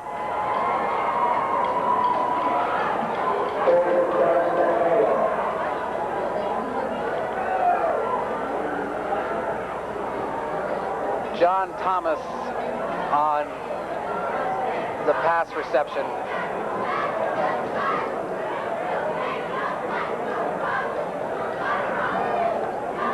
Centennial showing motions. Here's Back for another pass. Down the middle. He's wide open. Wide open. Oh, great catch that time by number 45. That's Scott Peters. He was up in the air. He caught that football, and so there's some excitement for Centennial sidelines. For the first time this half, I mean, there is a... That's their big play. That's a big play. Well, Centennial's got their first shot of the evening at the goal line. Let's see what they can do for it. They're moving in. That was well caught and well thrown. Let's see Columbia now defensively if they're going to continue to put this charge on here. 40 on the carry. On the outside. Cuts back inside. Gets a couple yards. Number 40 is John Thomas. Columbia bring up second down and about 4 yards to go. We're sitting just above the Columbia band. If we interrupt each other, we're sorry. It's quite often difficult to hear. Centennial sets again. Coming out of the slot formation, motion. Scott James is back, and this time it's an interception by Columbia. Number 1, Greg Nystrom, intercept a pass from Scott James. Well, Centennial had a chance. They were down there in scoring position. That ball again was tipped. A good alert play by Columbia. They were there. I think many times a good football team has the opportunist. There's a little luck involved, but also the opportunity to be there. And certainly Columbia was there on that tip. Picked the ball up, and Nystrom moved it back down. So a big break for Columbia and a bad break for Centennial. And now it's Columbia with first down and 10. Screen pass, now the fullback to number 44. Gets up just short of first down. That's Pat Moore for Columbia. A good pass by Scott Sharpen, who started to get into a little trouble there on that last play. Well, it seems that Coach Baker uses both Pat Moore and number 32, Barry Backlund, at that fullback position, as we said earlier in the broadcast. And they I formation, the fullback is a very key position because the blocking, opening up the opportunities for a runner like Strickland is important. And they've got, it appears to be two good fullbacks in that position for Columbia. Looks like we got a Centennial player down on the field. Number, I can't make out his number from here. Well, it's been a fortunate evening for injuries. Looks like number 32 for Centennial. That's Travis Shomas. It's been fairly free of injuries tonight. There have been some cramps and some sprains, but they've been back on the field. Nystrom and for Centennial, Scott Fuller, but they both returned to the lineup. This is the same situation. He's up and he's walking off, so it looks good. And Travis Shomas walking off the field now. He looks like he's going to be okay. Centennial would sure hate to lose him. He's one of their better players. He's a very good player. Of course, you know, you hate to lose any player at any time. And Carey gets first down. That was number 44 for Columbia. And Pat Moore brings the first down to Columbia. With 6 minutes to go in the last quarter, Columbia leading 21-0. And with the ball, first down and 10. And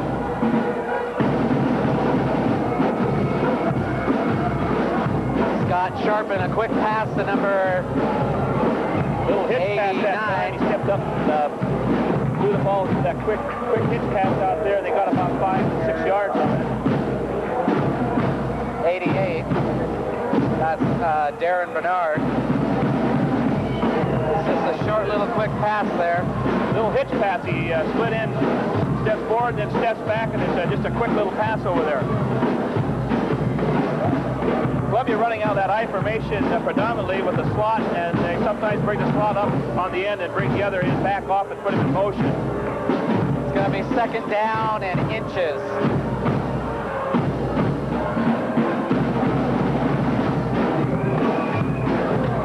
The draw.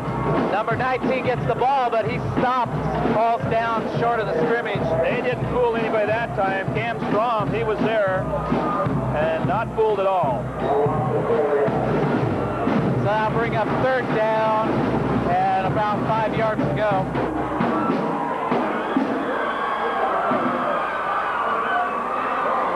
So I'll have to say, Centennial on defense this second half, Columbia has moved the ball, but they've not given up a score, and they've tightened her up. Exactly what I was going to say. Centennial's defense is doing a lot better in the second half. Oh, I think they were very much surprised the first half. And it's number 19 again. He wants to make up for that last play, and he did well. Boy, when he gets the pitch, he gets that pitch, and he can cut back inside. He's showing here he can be dangerous. And that time, Sharpen was defensive end for Centennial, tackled him, and just as he's tackled, he pitched again to Strickland, and he got around the corner. He gets him the first down with about a 15-yard run. That was the same play that they scored on in the first half. First down and 10 with about 4 minutes and 45 seconds to go in the last quarter. Sharpen throws, and there he is, and it's another touchdown for Columbia. Well, that was a foot race that time. Number 88 for Columbia, Darren Bernard. He was in the foot race that time, and again, if the ball had been thrown a little shorter or a little longer, no touchdown, but that ball was on the mark. And results in another 6 points, and Columbia showing some offense. 27-0 here.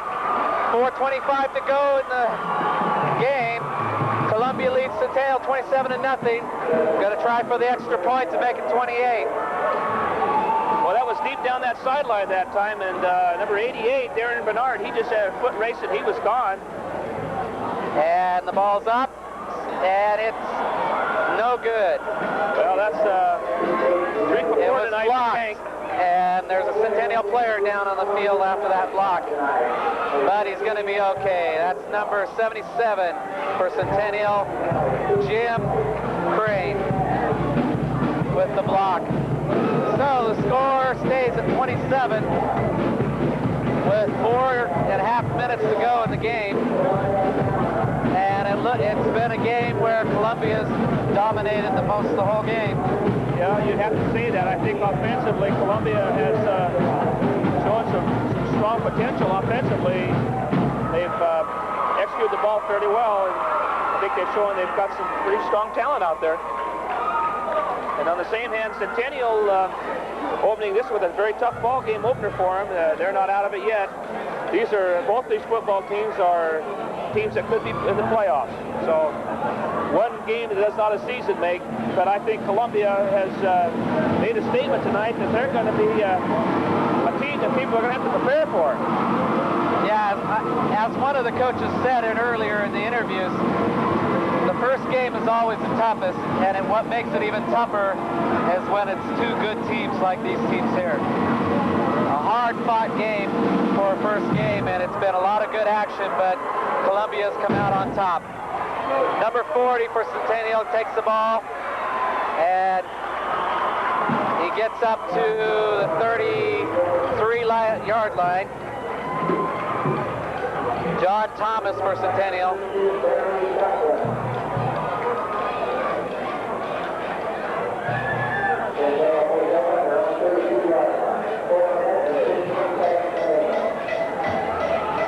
So Centennial, first down.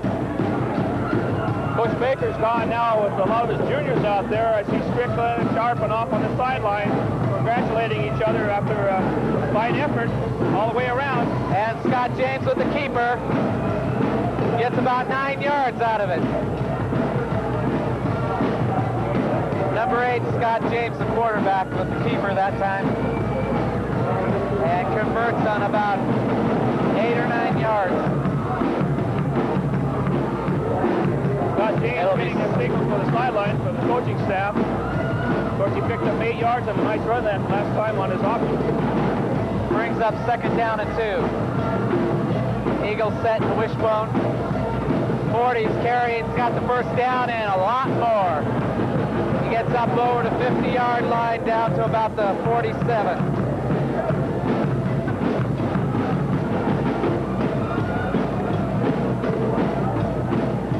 Again, Coach Baker's got a whole new defense in there. A lot of happy kids on that Columbia sideline. They're all playing a little football out there. It's got to do something for them. So close to winning their first game of the season. That really pumps the team up. I can speak from experience on that. A lot of fun to play out there. Of course, Centennial hasn't given up at all. They're continuing to drive that football, trying to get it down and score. Gain of about 6 yards on the play. It'll bring up second down and about 3 yards to go.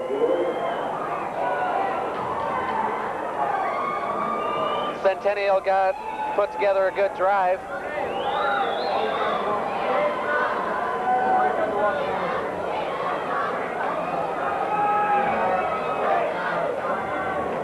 Back for the pass is James. He's got one down there. And he's going to get intercepted again. Number 19. Strickland was back. And we got flags all over.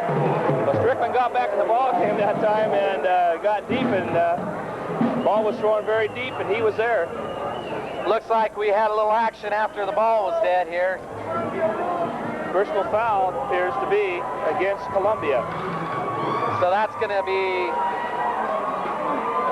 going to move that ball for a first down and give Centennial another chance at that goal line. Well, let's hope that they can do something with it. Centennial has a great opportunity now. They're closer to the goal line than they've been most all night. Let's see if they can do something with the ball now. Well, I think for Centennial at this point, it's nice to score. You know, you don't like to be shut out. And I think right now they just want to get that ball in the end zone and get some points on the board. But that was that point of infraction, and that moves it down to first and goal on the 5-yard line. Oh, excuse me, it's... We're trying to get some stats here. We haven't got any stats yet, but as soon as we get them, we'll get them to you. Excuse me, it's first and 15 for Columbia. They were penalized on the interception and moved it back, so it's first and 15 for Columbia. Okay, so Columbia got the ball first and 15 on an interception, and we got another flag flying. Got about 2 minutes to go here in the game. Trying to get you some other scores here as soon as possible.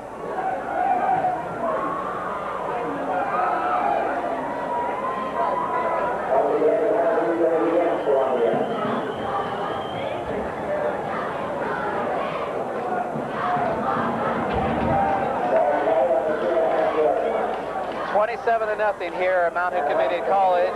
Mount Hood Conference football being brought to you on Rogers Cable Systems Channel 9, Multnomah Cable Access. Hope you're enjoying tonight's game as much as we are. Well, this is a lot of fun being able to bring these high school football games. One of the fun things about it is it's so unpredictable and always exciting. You never see the pat plays, the pat defense. It's always something new coming around, something exciting, enthusiasm. It's a very fun game to watch. And the unique thing about us bringing these games to you is that they're all done by volunteers. And volunteers bring you this game so that the community can see more of their kids and see what their kids are doing.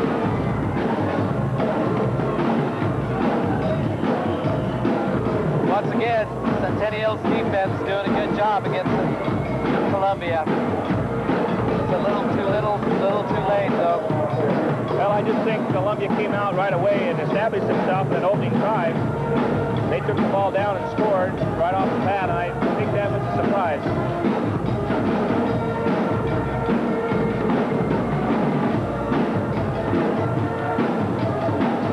Well, apparently we have no scores. And there's a fumble, and it looks like from here that Centennial recovered. Centennial may have just gotten the biggest break of the game. They recovered the ball on about the 5-yard line.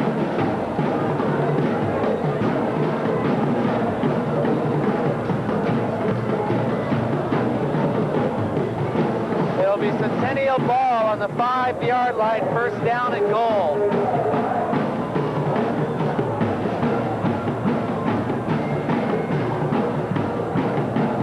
Let's see if Centennial now with the football, not a better position. They've been all night right down here on the goal line. First and goal. Scott James back, passes, incomplete. Intended for number 45 of Centennial. That's Scott Peters. And almost intercepted by number 1 of Columbia, Greg Nystrom. He's really getting in there on defense. Sure has. Got a lot of pressure.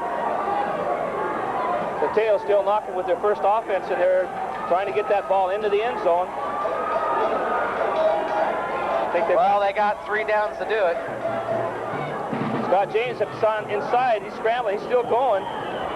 He may have got a couple yards, tough yards inside there that time. Looks like they got down there real close to the goal line on that one.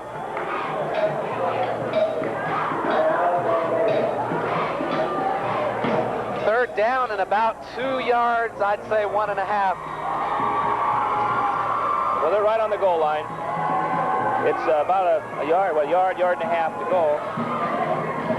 Scott James over there conferring with Coach. If all else fails, Centennial should get a chance at a good field goal out of this one. Well, I don't think they'll even go for a field goal. I think they, at this point, want to put that ball in the end zone. On 4th down, I think they'll try and shove it in there. Field goal at this point really wouldn't do much good. Third down and 45 seconds to go in the game. This may be and will be Centennial's last shot at putting some numbers on the board.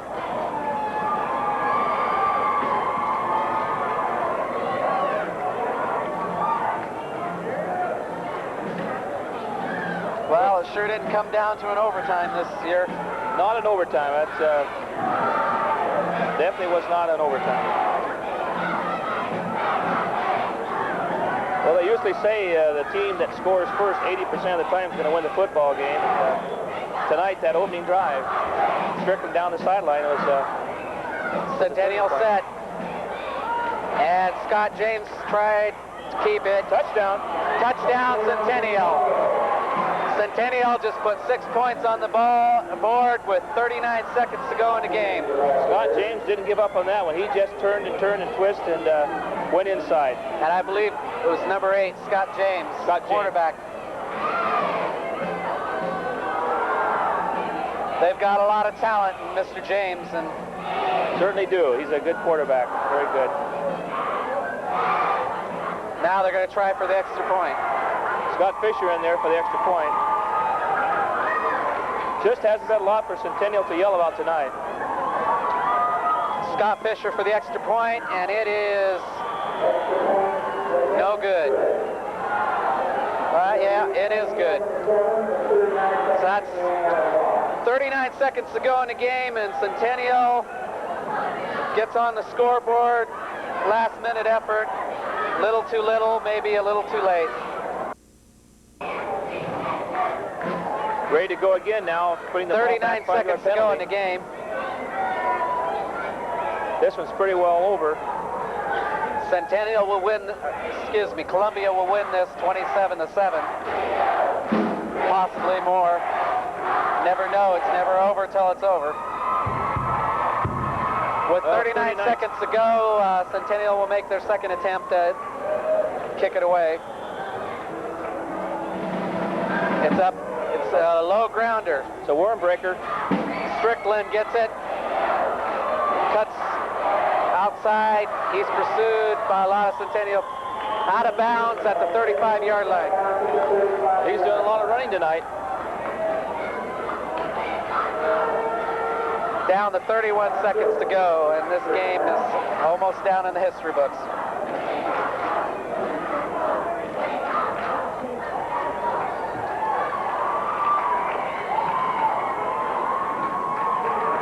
You've been watching Mount Hood Conference football from Mount Hood Community College Football Stadium on Multnomah Cable Access Channel 9. This is the first of many games.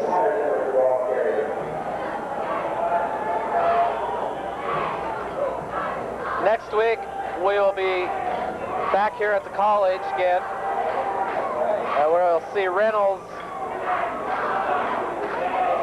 in action. 5 seconds to go. And this game is history, folks. Columbia wins it by a score of 27-7, and I don't think I've seen a better game in a while. Well, I think you'd have to say that from the Columbia's viewpoint. I don't know if Centennial would want to say that. Columbia certainly came out strong. That opening drive on option with Strickland down the sideline, and a very exciting opening game. As the game progressed, then Columbia scored again, and in the second half we looked at a much tighter game. Defensively, Centennial really tightened up a lot in the second half, and it was played closer to the vest. And then there was a big breakdown here where Todd Clark, on a tip from James, was able to intercept the pass and scored down to here close to the end zone. And after that, it was pretty well over. I think defensively, Centennial was much stronger in the second half. Played a much better game in the second half, but defensively. Columbia continued to, didn't give up though. They continued to put the pressure on them, offensively and defensively. On defense, I really think the charge from the defensive lineman on Scott James was ferocious. They really put the pressure on him, and I think that took a lot out of Centennial's offense. Well, it was an exciting game nevertheless, and I don't think we could have picked a better game tonight. No, it definitely was a good opener, and I think you'll see a lot of things happening in Columbia this year. I think they're certainly established themselves tonight as a team that other people better be looking for. The Centennial it's not the end of a season, certainly, to lose the opening game by there have been many occasions, at least one occasion, when Beaverton lost the first two and was state champion. So it's not over till it's over, as it's well said. Centennial will go back and get the drawing board and put it back together. And David Douglas next week, they'll be looking for a good performance next week against David Douglas. Well, it's really too early in the season to predict the outcome, and the first game is by no means going to tell the story of the season. Well, maybe Coach Moss was right in his statement that it was a bad omen for the bus to be late. So maybe they'll blame it on the bus tonight, but I just think it was a little too much Chargers. Of course, the Chargers have been improving and improving. Of course, last season they made the playoffs, and they brought a lot of those players back tonight and put it back together for a real solid performance. And it was a lot of Columbia tonight. Well, Gary, thank you for joining me tonight, and hope to see you maybe next week on the Reynolds game here at the college. And I'd like to thank all the volunteers on the staff that helped us put this game together and bring it to you, and I'd like to thank you for watching. This has been Jim Brooks and Gary Walls from Mount Hood Community College for Multnomah Cable Access Sports. Thank you and have a good evening.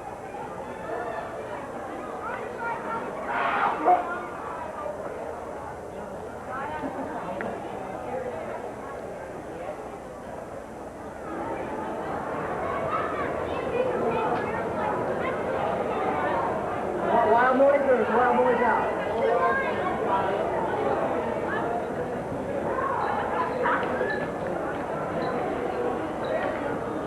Thank you.